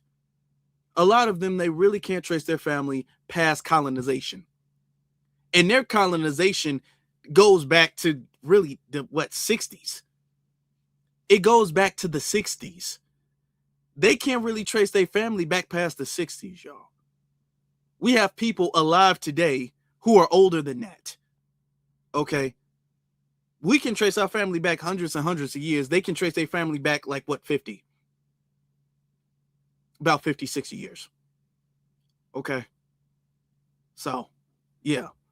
All of that stuff. We don't know where we're from. Actually, that's a huge projection. When they say, well, you see all the opportunities, but what they did to Black Americans, the way they set it up, like you said, segregation, Jim Crow, because even when they freed Black people, they still were like, oh, we're not going to give you any jobs. My grandfather was a sharecropper, not my great-grandpa. Right. You still got to pay some of the slave owners for you being. Let me get on here, because after Godfrey goes, I'm gonna really go deep on it. But you know what I'm going to do? I'm going to let Godfrey go ahead and say what he got to say. And then I'm going to do a deep dive on all of the whole opportunity thing that he had to say. Real quick, though. Real quick. Can y'all hit that like button? I want a lot of likes on this. We can get up to like 2,000. That's a lot. Because we got more than enough people who've been in and out. So we can get a lot of likes. And if you guys are new and y'all like what we do here, if y'all like standing up for the lineage, y'all love the lineage, or you a rider, please hit that subscribe button. I appreciate you. All right, let's get back to it. free. They got insurance payments when they lost the enslaved people from their plantation. That's right. And so what you're describing is absolutely true. It's kind of like we're all in this rigged casino trying to bet who's the best loser. Like everybody is losing, right? And so it's really important to note everything you described is totally accurate. And it's still going on across the continent. 25% of African countries have money that's printed in France. There are 14 countries currently using money printed in France. When you look at Congo and you look at the cobalt there, all the cobalt is being exported. If these nations were able to not just export raw materials like green coffee beans and unprocessed, it would collapse. These nations, if they were able to not just be miners, but also get the back end of it, meaning that when they take that cobalt to China, it goes to materials for for EVs, for batteries. If we were able to keep that on the continent, that would change the game. And so I'm saying all that to say that this deliberate plan that's been put together that sends this message to your dad who says, look at these opportunities that they have and they're squandering them. He got a mixed message of what was actually happening here when Black Americans were attempting to take advantage of those opportunities, and the narrative that is shipped across the world as it relates to what was happening then, it was way more Pollyannic than it really was. I mean, they certainly showed images of Black Americans doing great things, certainly things that weren't necessarily available on the continent of Africa across many countries. So there's no debate about that. There's no debate about the burning house. But there is debate about the level of it's the livability of the house that we're in, that we were in. I'm gonna relate it to how something that happened to me, and this was a powerful moment in my life. And I'm sure people will come at me and whatever. But growing up, I always felt that I grew up poor. Growing up, how we grew up, lunch ticket, crystal stairs, all that stuff. My parents just worked hard and we found a way, right? And my dad would knock on the door, turn off the water, turn off the, I just got back from practice, right? And it wasn't until years later that I would go to Nigeria, right? And my dad would say stuff that just, I can't relate to it. And I walk into the front of the house where he grew up, and there are 3 massive buckets of water. I'm like, it's random. You know, usually you walk into a foyer and you got something, and we don't have running water. I go, for me, and what it said, people say, oh, you don't know your history, whatever. I've never seen that because I had the luxury of running water. I had the luxury of running electricity. You know about rollouts. Right? You can have electricity right now. My dad was like burning kerosene for lights. Poverty is relative. It is. And when I was walking through Alex, and I think that's all we need to talk about. That's all we need. He made a great point. He really did. He doesn't know he did, but he really, really did. And let me tell you guys how great of a point he made. Okay. He made the point just to show, and this proves exactly when they come over here, they're just so grateful to be here. He just said that about his father. They're just so grateful to be here. They don't want to fight. They don't want to buck the system. They're not here for change. They're grateful and complicit with anything and everything they got, okay? Because in their homelands, because they don't have a code of loyalty, allegiance, working together or nothing like that, they can't get nothing popping over there, which is why they gotta flee, okay? They have to flee because of that. And they're coming over here like, oh my God, running electricity. Oh my God, running water. Oh my God, this is so great. I can't believe that. We're looking at this because we built the country. So we have a deeper, richer understanding of what this country is and what it should be. Okay. So we're not complacent people who just get satisfied when we turn on the faucet and there's hot water coming out. We're not like, well, at least we got hot water. No, we understand we're not getting what we deserve. Okay. We're the people who are fighting not to be exploited anymore. While your father is sitting up there saying, don't buck the system. Don't be around them. They're rowdy. They're ungrateful. They're lazy because you are okay with working for scraps. We're not okay with being second or third class citizens. That's the thing. So by him saying that just proves how they're coming over here for their own personal reasons, in their own personal agenda. which is different from ours. Because our agenda is to fight and make things better. Their agenda is to say, hey, well, you know what? We're cool. If it ain't broke, don't fix it. And what we're saying is actually it is broke. It's broke. You want us to be grateful for the scraps. No, this is broke. And because you're not used to scraps, period, you're complacent with it. We're not. You don't think it's broke. They're coming over here just with that. Oh, we don't have running water. Y'all don't see the system as broken. Or not broken, to be very honest with you, because it's working the way it was designed to originally. But y'all don't see the system as flawed. Y'all don't see the system as corrupt. Y'all don't see the system as tainted and evil. We do. We see it as something that needs to be replaced. We see it as something that needs to be fixed. Okay? That's what we see. Y'all see an opportunity. Okay? And we see a better tomorrow.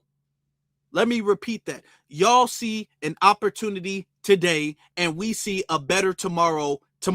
We see a better future tomorrow. That is the difference, okay? Because a lot of you guys are very nearsighted. Y'all don't see the long game. And we see you don't see the long game, we can see that in how you guys behave when you're at home, when you're in your own countries. We already see that. Y'all don't play the long game. Y'all don't. Y'all are so, and if I could go there, I will. I'm gonna go there. But y'all are you're stuck in this survivalistic mentality, okay? Where all you can think about, can I eat today? Can I eat today? Food is scarce. Water is scarce. Shelter is scarce. And I just need to focus on eating today. We're not worried about that. We're not in this survivalistic scarcity mindset, okay? We're in this, you know what, we're not worried about eating today. So let's think about the next 5 or 10 years. What is this going to look like for the community? Y'all don't even think that far down the line. Because you're so focused in this survivalistic mentality. Okay? And this is why y'all don't help. This is why a lot of y'all don't. Y'all don't help because y'all don't see anything that needs to be changed. Y'all don't help because y'all look at your zaddies and your mamas, the Karens and the Kens, y'all look at them as your saviors, okay? Y'all don't see them as we see them, okay? We have the view of them as foundational Black Americans as the oppressors and overseers and slave masters. Y'all have the view of them as mommy and daddy, okay? Even if y'all view them as abusive parents, y'all view them as parents more than we do. We view them as oppressors, all right? Which is why they're a lot more catering to you all. Which is why they're a lot friendlier to you all. Which is why they will allow you guys to come in places that they don't want us to come in. Because they already understand that you guys are not going to buck.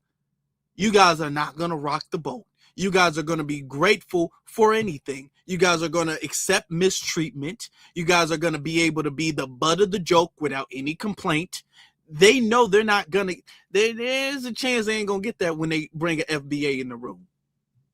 It's a chance if they tell a joke, we're going to look them sideways and say, hey, what do you mean by that? We're not going to laugh with them like you guys will. That's why. You're saying you're grateful for opportunities, but that's the problem. That is the problem. Because if you guys were more like us, as you guys want to be, if you guys were more like us, you need to not be grateful with any type of injustice. We're not grateful for injustice. We built the country and there's injustice in the country. So you're telling us to be grateful and okay with injustice. You guys are. Because you guys are all like, hey, I go days without eating, so I'm grateful with injustice. I don't give a damn.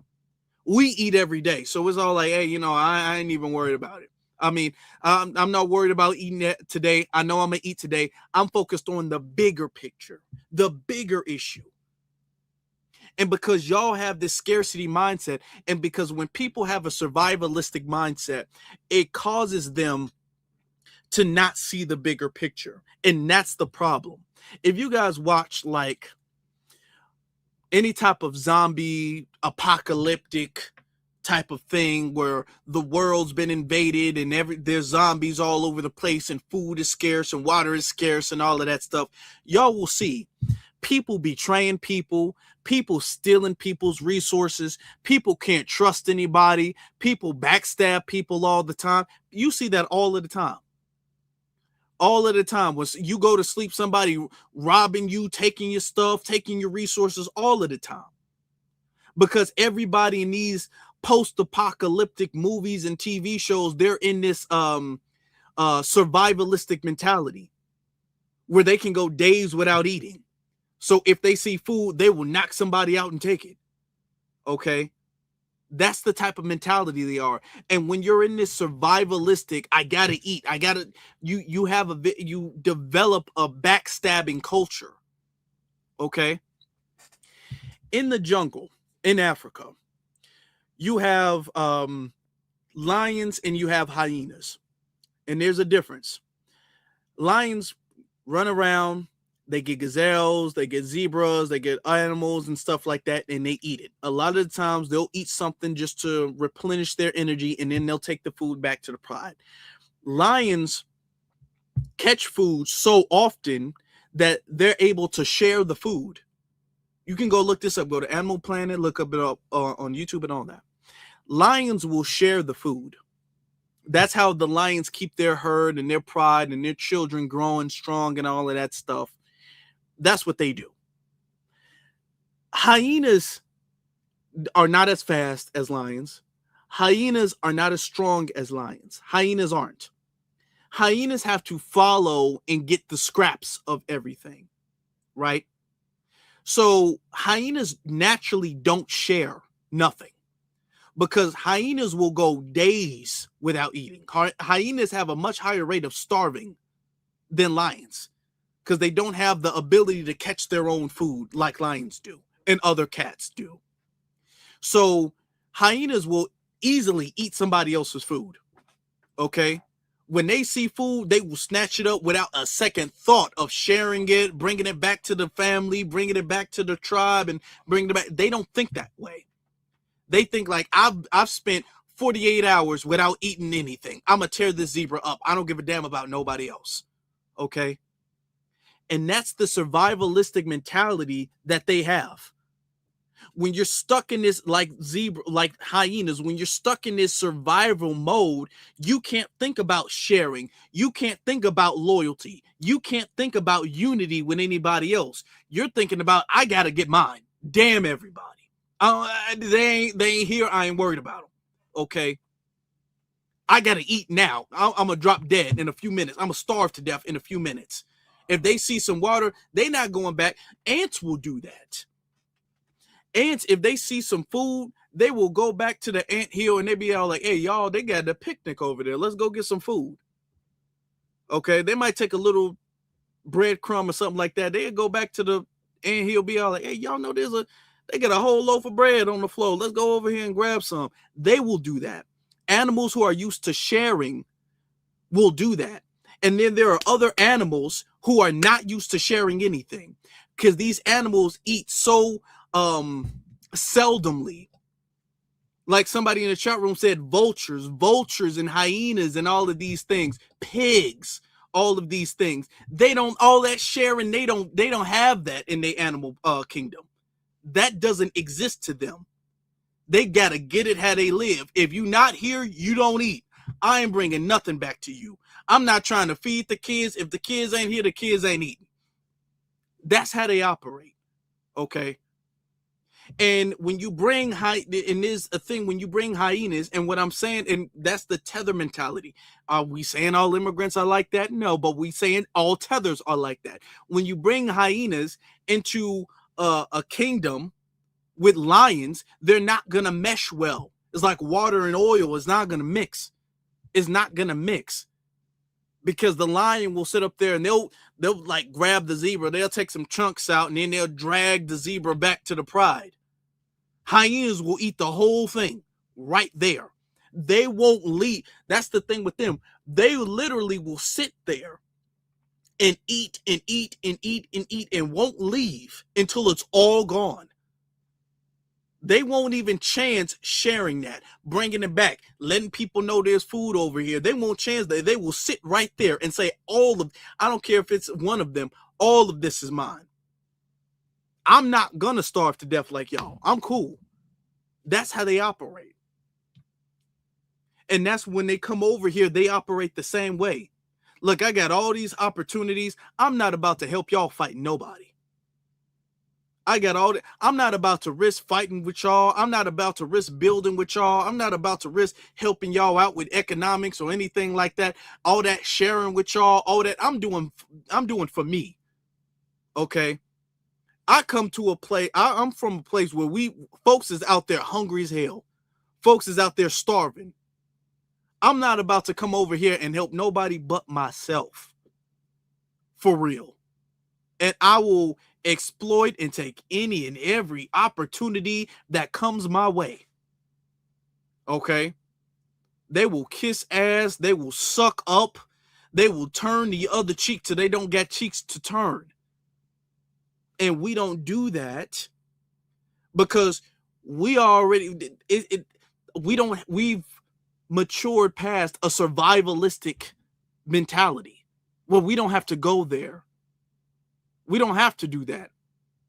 We'll be all like, hey man, if I'm being disrespected at this job, I'm gonna leave. I might not have another job lined up, but I guarantee you I'll get another job.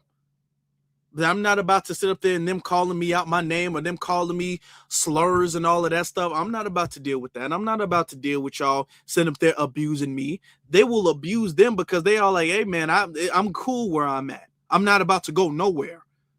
Okay, I will take any type of abuse, mistreatment, racism, all of that, just to be here.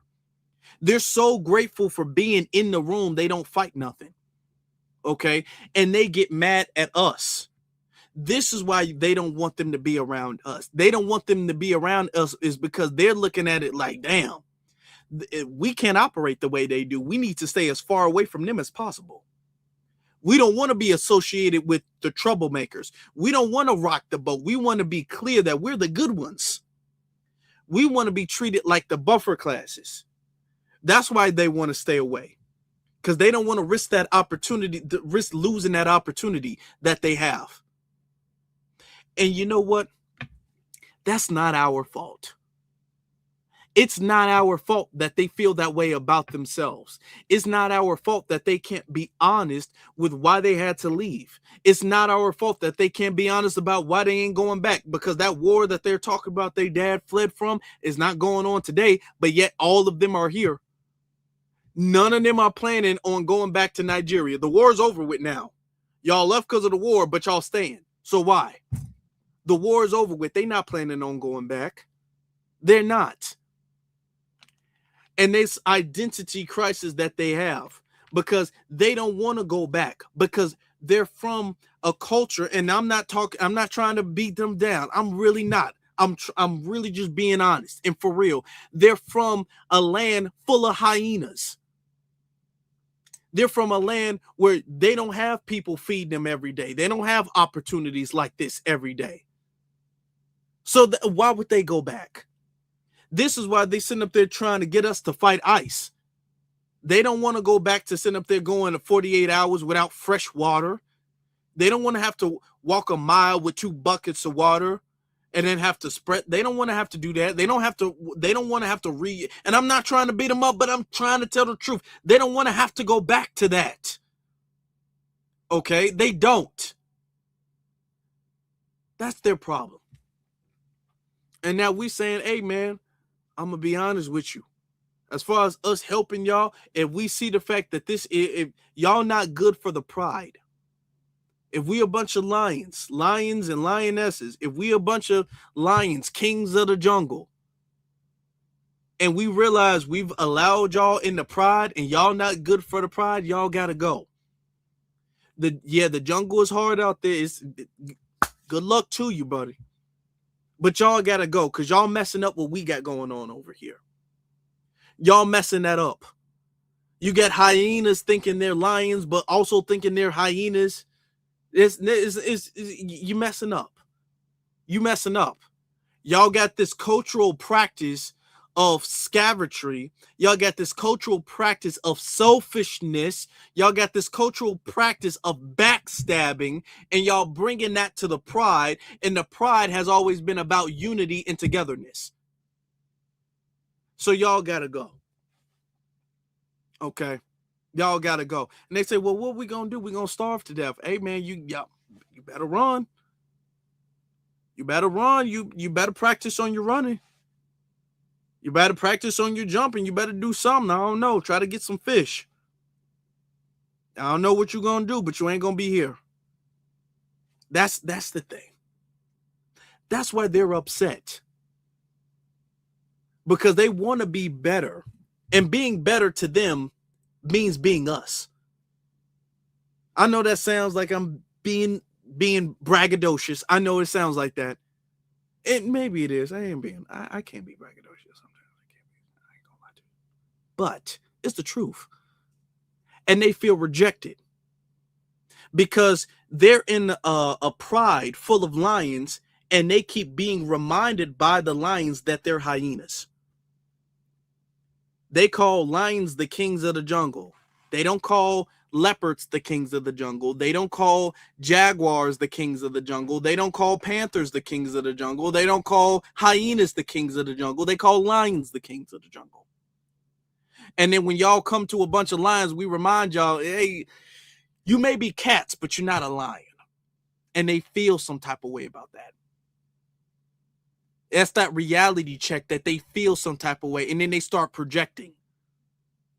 They start projecting and they get mad and they get hatred and bitter. That's just because you're not. Just because you're not, man. That don't mean, can we get some lions in the chat room? Can everybody put some lions in the chat room? That don't mean that you're bad. I want you to understand that.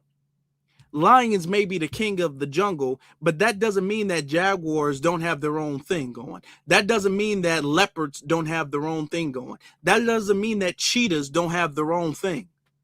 But they're not lions. But the thing is that they can't even be themselves because they want to be us. They can't accept themselves for who they are and improve, enrich themselves, empower themselves, better themselves. In order for you to better yourself, you have to realize that you're not us. In order for a cheetah to be the fastest land animal or the fastest cat in the jungle, the cheetah has to first acknowledge and accept the fact that the cheetah is not a lion. The cheetah may be faster, but the cheetah is definitely not stronger. And if you're trying to outmuscle us, you're not going to do that.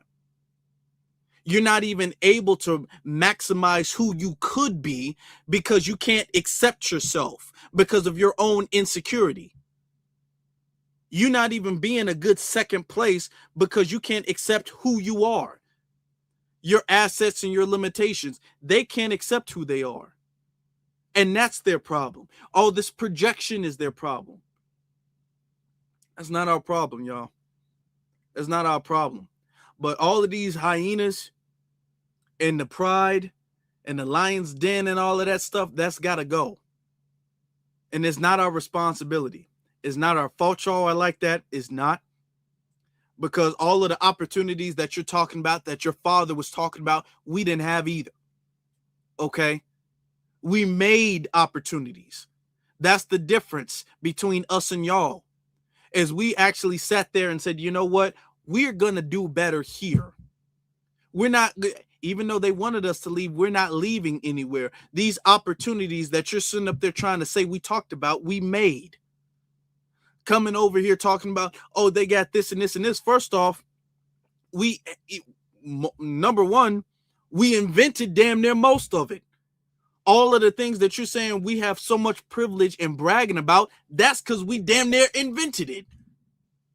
Y'all saying, damn, they have running toilets here. We invented the toilet. Damn, they have street lights here. We invented the street lights. Damn, they have light bulbs. We invented the light bulbs. Damn, they have refrigerators. We invented the refrigerators. They have alarm systems. We invented the alarm systems. They have the fire extinguishers. We invented that. All of these things, we pretty much invented it. So it's not like it's something that was given to us as gifts or anything or opportunities. We actually invented most of this stuff that you're trying to sit up there and say we're privileged for. And the stuff that we didn't invent, the opportunities, the economic opportunities or employment or educational opportunities, we had to fight for. So nothing was given. And that's the difference between us and y'all. Y'all need a shortcut. We did everything we can. That's why we're the lions. Because we did everything we did without the shortcut. Y'all need that. Y'all need that extra boost. Because a lion has to get it out the mud. A lion doesn't circle around and eat the scraps of other people's hunt. The lion has to actually go out and hunt the animal. And y'all come here and eat the scraps. Y'all are, that's the difference. When the hyena sitting up there be all like, man, the lion eats so good. Yes, that's because the lion gets up and runs and gets the food and hunts the food down, hunts the zebra down or the gazelle or whatever. The lion actually gets up and puts in the work to do it, to get it. And y'all are following behind the lion's footsteps talking about the opportunity. No, it's no privilege or no handout. Y'all are eating after the scraps. If y'all was to run as fast, if y'all was to hunt as well, if y'all were to dedicate yourselves as well, y'all would be able to eat your own food. But y'all can't eat your own food because you can't catch nothing. And you can't catch nothing because y'all got backstabbers. Okay? So don't look at it as opportunities that were given to us. No, these are opportunities we made. We're not getting nothing that we didn't deserve, that we don't deserve, that we didn't make or fight to be a part of. And y'all are coming over here off of the backs of other people's hard work, like hyenas off of the backs of a lion. That's what you guys are doing. Let me get to super chats. All right. What was the last one? Where did I leave off? I think I left off right here. Okay.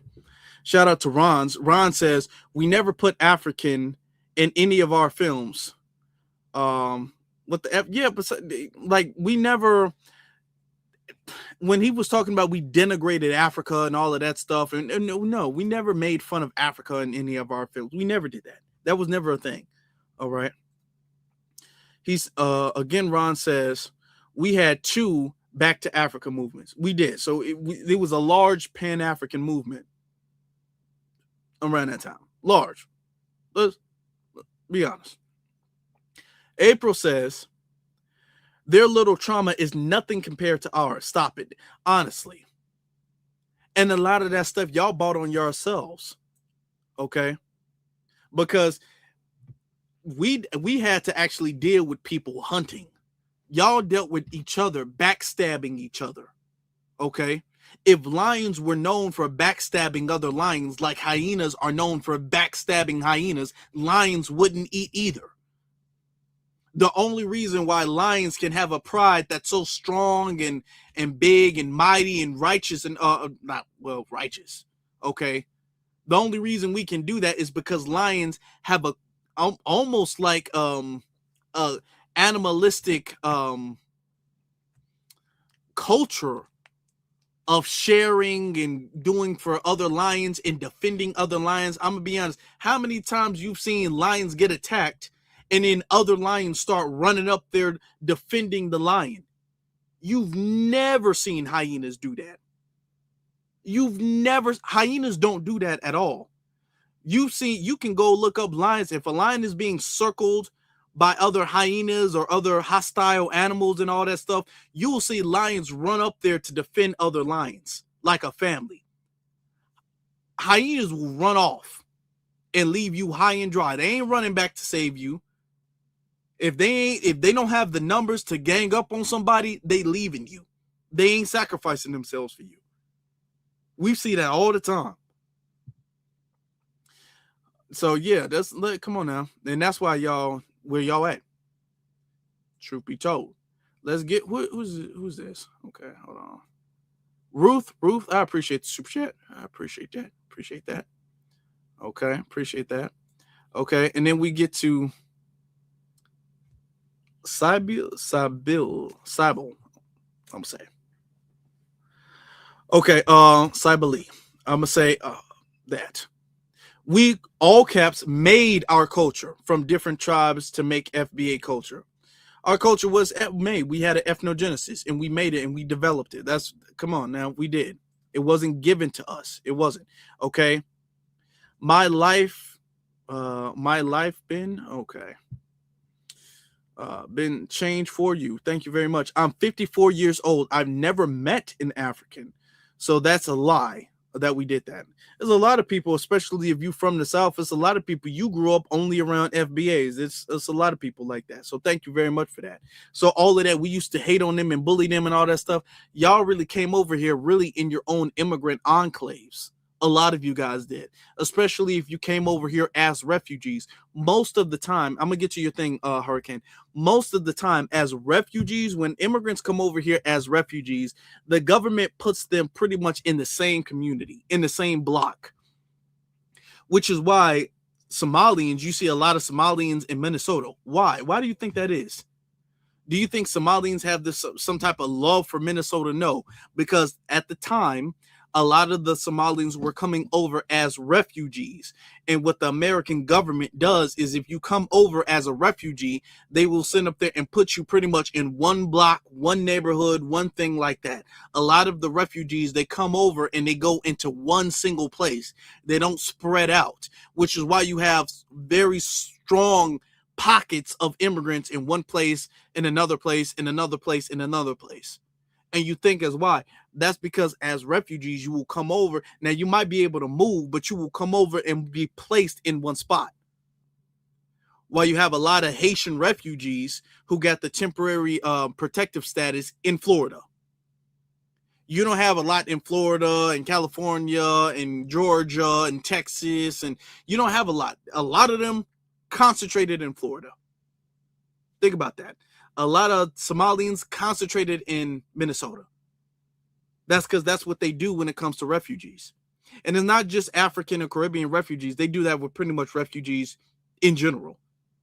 And unless the refugees decide to move voluntarily, that's where they stay. And most of them don't move because most of them have their own immigrant enclaves. And they stay to themselves. And they don't really go anywhere.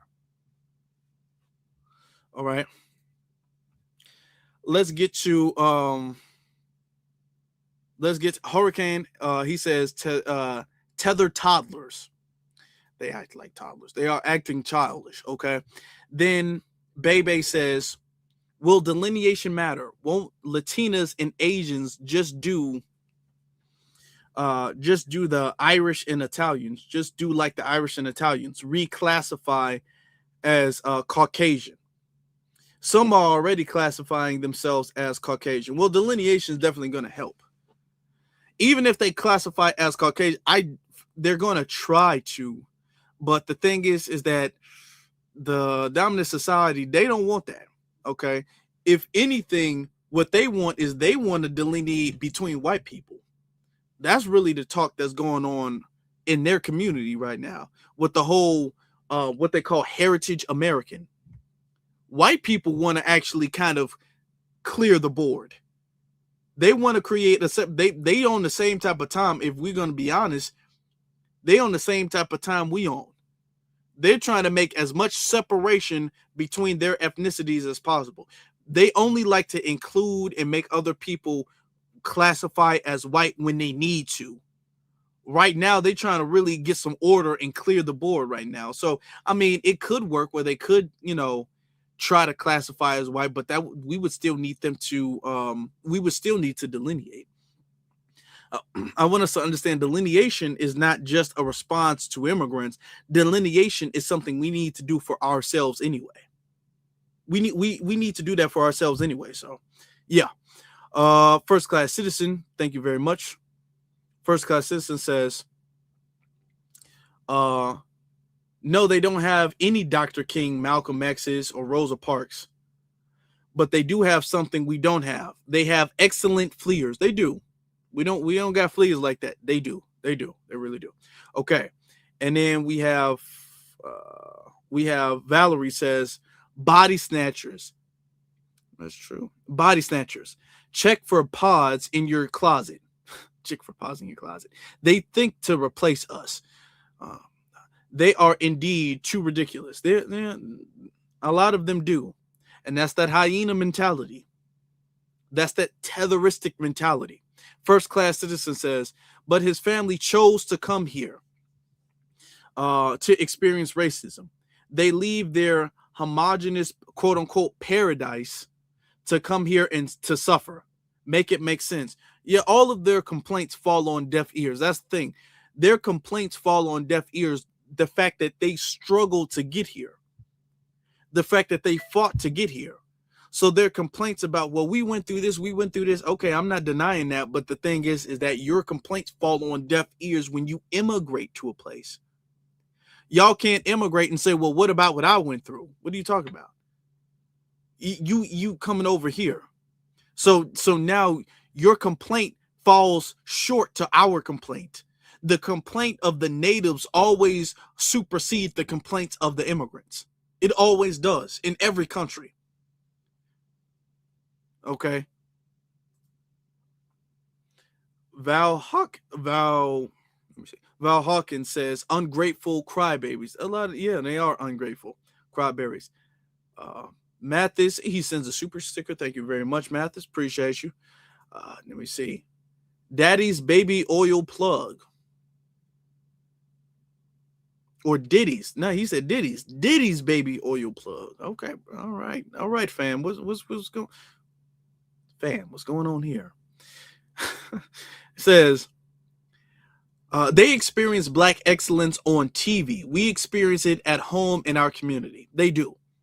And they look at it and they aspire to it. It's like, honestly, and to be honest, I know where they're coming from. I do feel where they're coming from. It's like going into a really, really nice restaurant. And the second you open the door, you smell all different types of food. You smell all this delicious food. And it's making you hungry. It's making you want to eat something. And you seeing people walk around with plates of food and the food look fresh. And you see the steam coming off the plate. And they can't get none. No wonder they get so mad. Imagine walking in a restaurant and you smell it, whatever food, your favorite food. You're walking in and you smelling the food like, oh, that smells so good. And you're seeing the waitresses and the waiters walking around with plates of food and be like, oh my God, that look good. And you're looking at the menu, oh my God, that looks so great. I want to eat some, but you can't. But you can't. It's not for you. That would cause you to flip out. That would cause you to flip out. They're so close, but they not close enough. That would cause you to lose your mind. That's how they feel. That's how they feel. That's why they throwing these outrageous temper tantrums where they throwing forks and glass off the table and they tripping out. Because they can't feast off of the rich culture that we're eating. We eating all this good, delicious culture, and they can't eat off that. Okay? That's like going to a steakhouse and getting chicken nuggets. And we got this big, fat, juicy steak with potatoes on the side and asparagus, and we getting all this great stuff, and y'all eating chicken nuggets. I mean, when you put it that way, I understand it. I get it. That would cause anybody to lose their mind. You gotta dip the chicken nuggets in ketchup, and we putting A1 steak sauce and cutting it all up, and it's all juicy in the middle and all that stuff, and we getting big cakes for dessert. I mean, I don't agree, but I understand the jealousy. I understand y'all tired of eating chicken nuggets. That's why y'all so upset. And when they say, "Hey brother, can I get some steak too?" Like, oh no, sorry, bro, this is FBA steak. You know, and that's what triggers them. That's what triggers them.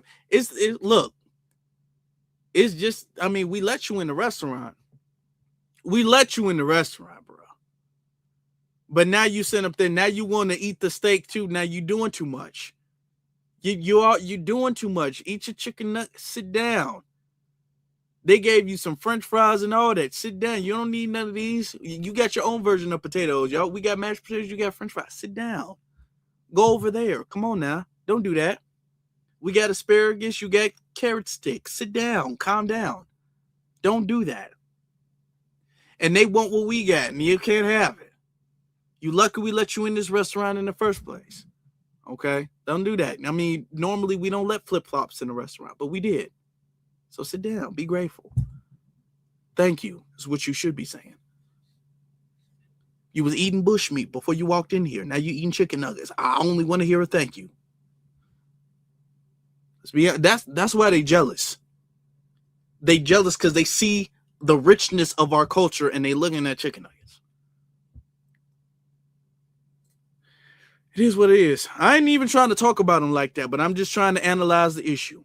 I want you guys to, I'm using all of these different analogies so you can really understand the psychology of a tether. Okay. Descendant of greatness. See, that's the name right there. Descendant of greatness. Make Africa great again. They do endless lives on FBAs, but haven't seen a single video of them trying to fix it. They don't. Okay. They more mad at us than Akon, and Akon said he was going to fix Africa. And you ain't seen nothing about no Akon City or nothing like that. First class citizen again. I mean, he's been heavy with the super chats, ain't he? Appreciate you, fam. Why didn't Godfrey or Akbar go home and invest to help build toilets back in their homeland? Someone needs to ask them. Someone needs to ask them why they haven't done it. That's true. Come on now. No, they ain't doing it, but they complaining. They complaining about how little opportunities exist back in their homeland, but they're not investing back in their homeland. They're not trying to go. First off, before you go over there to invest in anything, y'all need to go over there and end all of the tribal wars you have going on, because you can't build anything with damn tribal wars. Y'all need to go over there and try to sign peace treaties and try to solve that issue first. But you sit up there talking about how unwelcoming we're being to y'all. Y'all need to have a completely different agenda. Y'all need to have a completely different focus if you want to fix your homeland. Okay. Descendant of greatness again says Africans willingly sold people into slavery. They're selling kids into slavery in 2026. They're still doing that. That is true. There's still slavery in Africa.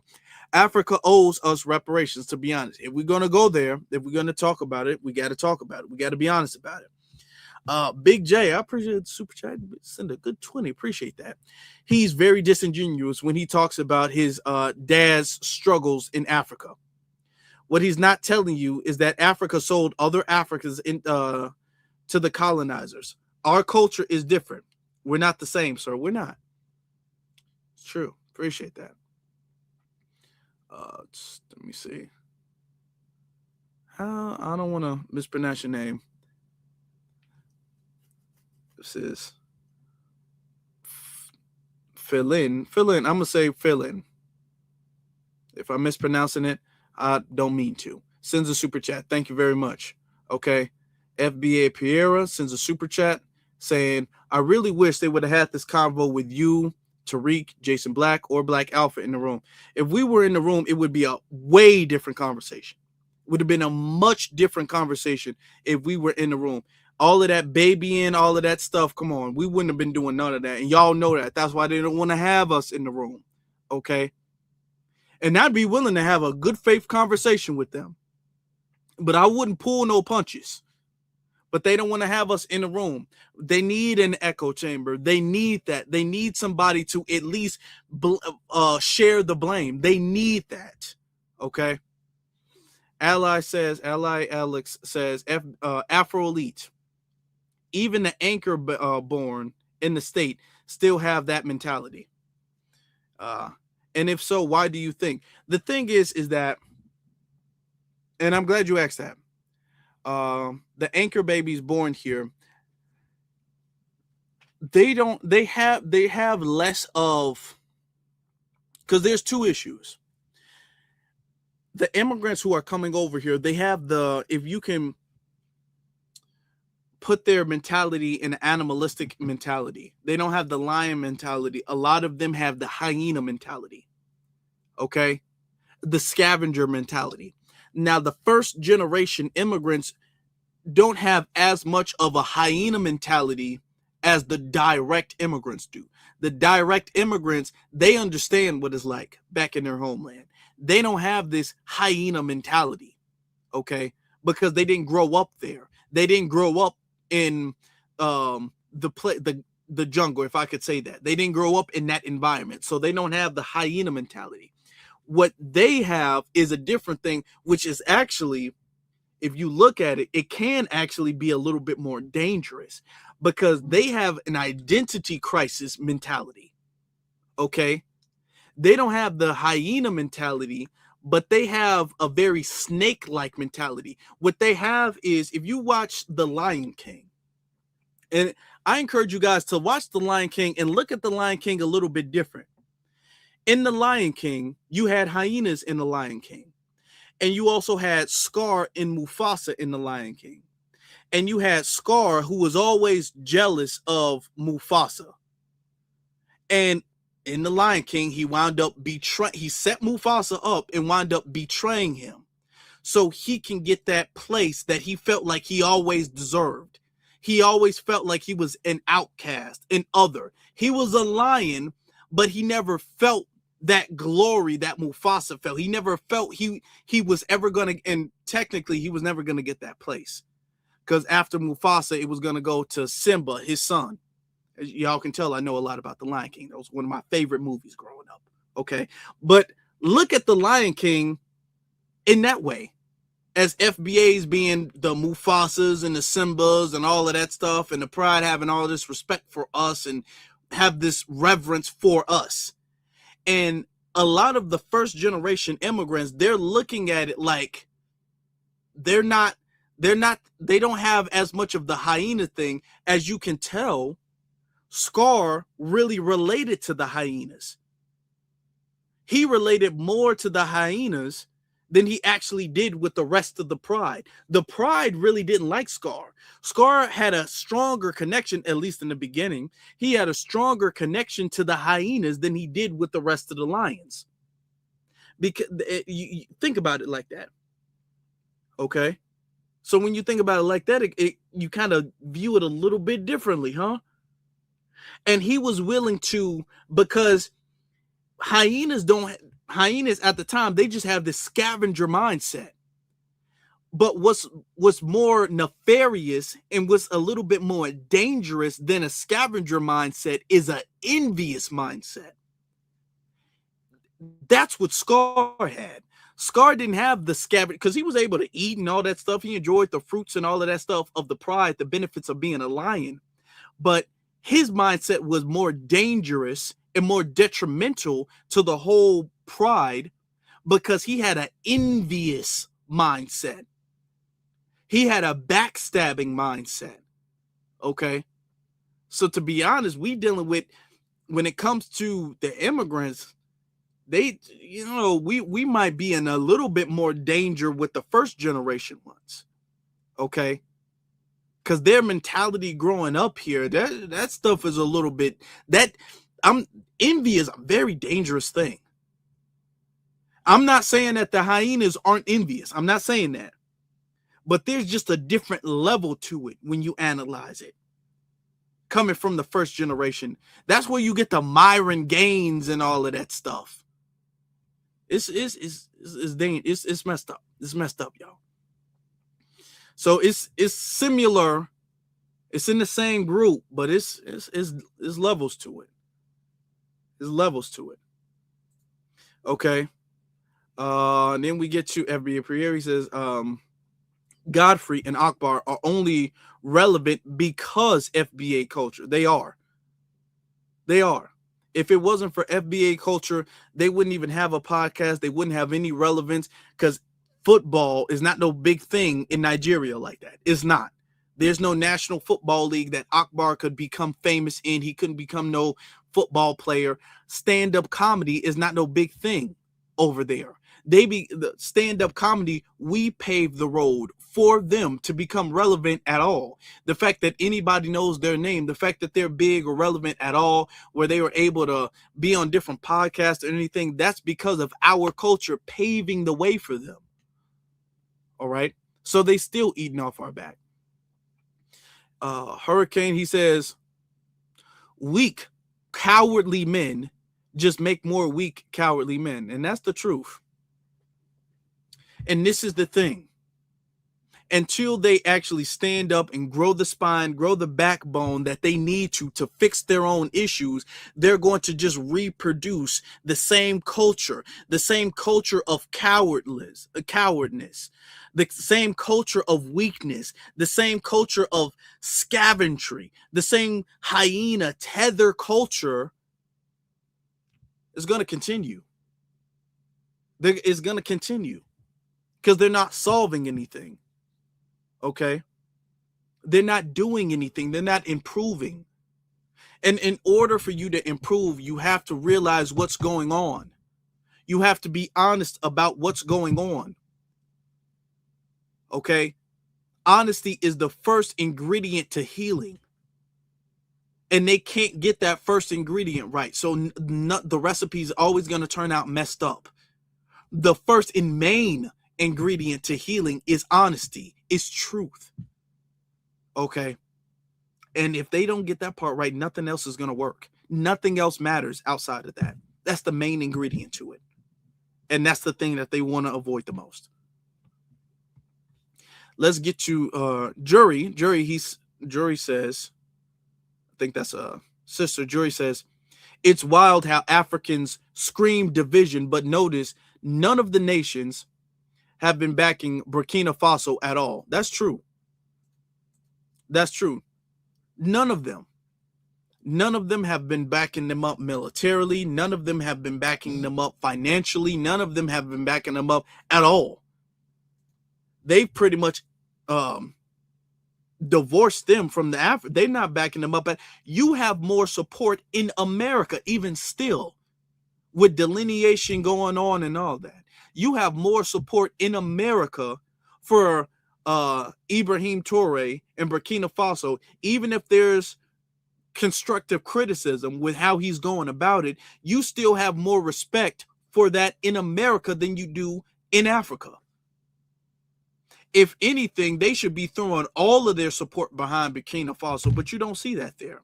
And you don't see them, other Africans, calling Africans out or calling other African nations out for their lack of support of Ibrahim and their lack of support of Burkina Faso. You don't see them doing that. You don't see them doing that. They don't care to do that. If anything, they should be taking after his example, and he's getting the game from us if we're going to be real. But they're not doing that. I'm telling you, that's that scavenger minds. It's like trying to turn hyenas into lions. And I'm not trying to say all of them are like that, because all of them are not. But it's a cultural difference. The reason why hyenas are the way they are is not they don't intrinsically have it in their DNA. It's not in their blood. It's in the environment, and their environment breeds a certain behavior. Their environment breeds because of the fact that they're trying to get animals that are bigger than them, faster than them, stronger than them. And because they live in that environment, it breeds a behavior of backstabbing. It breeds a behavior of betraying people. It breeds a behavior of selfishness. That's that environment. And until they realize that until they change that, they're always going to have that. And the thing is that they come from environments of disunity. They come from environments of division. They come from environments of tribalism. And if that's not going to get called out, they're not going to help each other. And that's not our problem. That's not our problem. We've shared, we've been friendly, we've been welcoming, we've been all of these things to them and for them, and we've helped them. And we don't owe nobody nothing else than we've already given. We honestly don't. Everybody owes us at this point. We don't owe nobody else nothing else. We really don't. But the thing that I want to say for us is that this is good.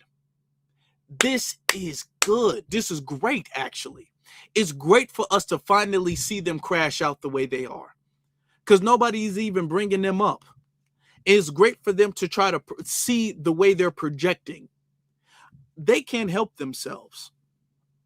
These people have this like scar from the Lion King, a very envious mentality that seeps in the back of their mind. So when they see us getting praised, when they see a Dr. Welsing being shouted out, or a Malcolm X, or a Dr. King, or a Rosa Parks, or a Ida B. Wells, or a Nat Turner, or a Harriet Tubman, when they see that stuff, when they hear people talk about Huey Newton and Fred Hampton and Bobby Seale, when they see that stuff, when they see us doing what we're doing today, when they see how far we can pretty much kick our government's ass as far as reparations, how we're bending damn near the arm of the American government. Jasmine Crockett lost because of her stance on reparations. Kamala Harris lost because of her stance on reparations. The fact that we're actually changing the government and making the government take a knee because of the stance of reparations, Bernie Sanders got to run and duck and hide under tables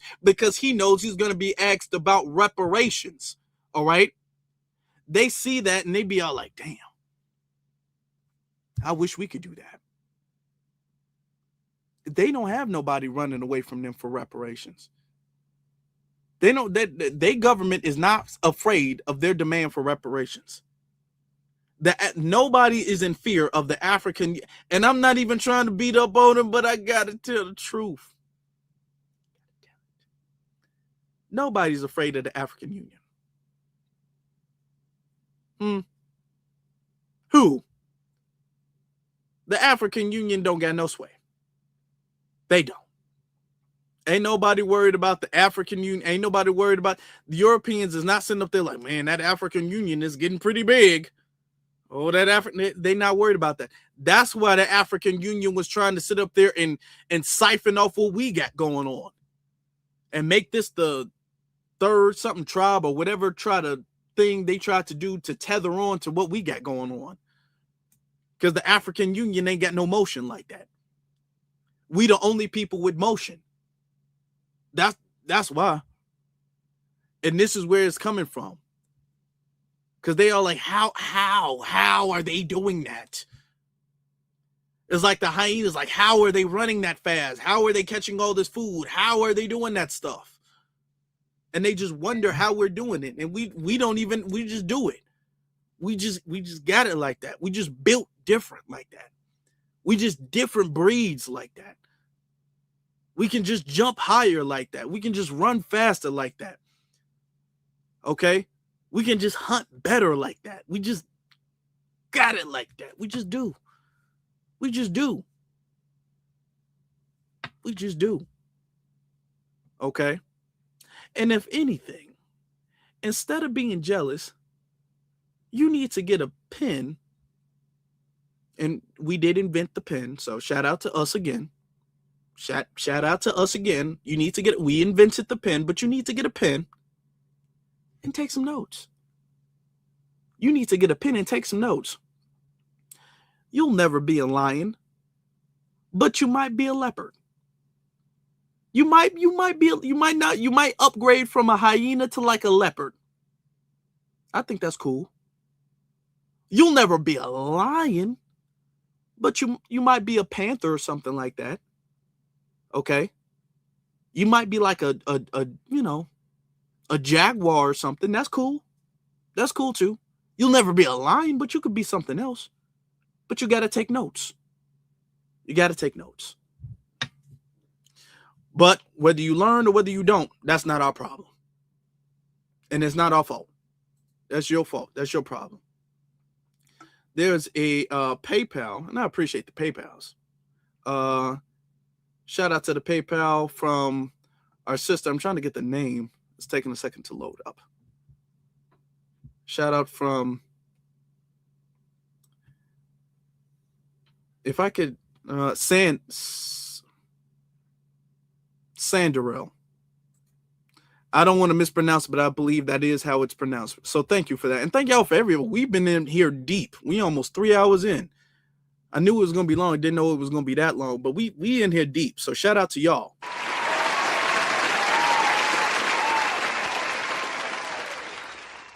Appreciate y'all sincerely.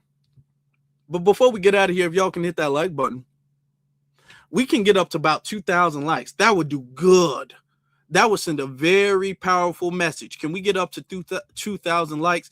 And before we go, one time before we get out of here, y'all, can we put some more lions in the chat room? Just one time for the one time before we get out of here, y'all. Before we wrap it all the way up. Okay, if we can get some lions in the chat room before we wrap it all the way up. All right. And if y'all can hit that like button, and if you appreciate what we do here, if you appreciate how we represent our foundational Black American culture, I would encourage you guys to hit that subscribe button. Okay. If you like what we do and want to support what we do and want to help us grow, help us reach a larger audience and keep spreading the word and keep spreading empowerment, I would appreciate you guys hitting that like button because it does help. Okay. And if you guys are subscribed, I greatly appreciate that. So thank you guys for that. Y'all real. Please just double check because, sometimes things be going on. Just please double check on that. And please make sure that you guys hit that subscribe button and the notification bell. Hit the notification bell in the chat room. And I want to know what y'all think in the chat room too, in the comments section rather. Let me know what you guys think in the comments section about what Akbar and Godfrey had to say. Let me know in your words what you guys got to say. Now, I want to know. I want to hear what you guys have to say. I do read the comments, even if I don't respond to everything. I do read the comments. I do read them. So if y'all didn't know that, I actually do read the comments. Okay. It's like a lot. So I don't respond to all of them, but I do read them. So I want to know what you guys got to say about that. Okay. Shout out to Darlene. I appreciate the super chat. Thank you very much. Yeah, we real close to Hurricane is right. We real close. We on the verge of 33K. We on the verge. We right there. We right there. Okay. We close. We close. We can get there. We really can. So hopefully we got it. But I believe in us. I do. I know we got it. We lions.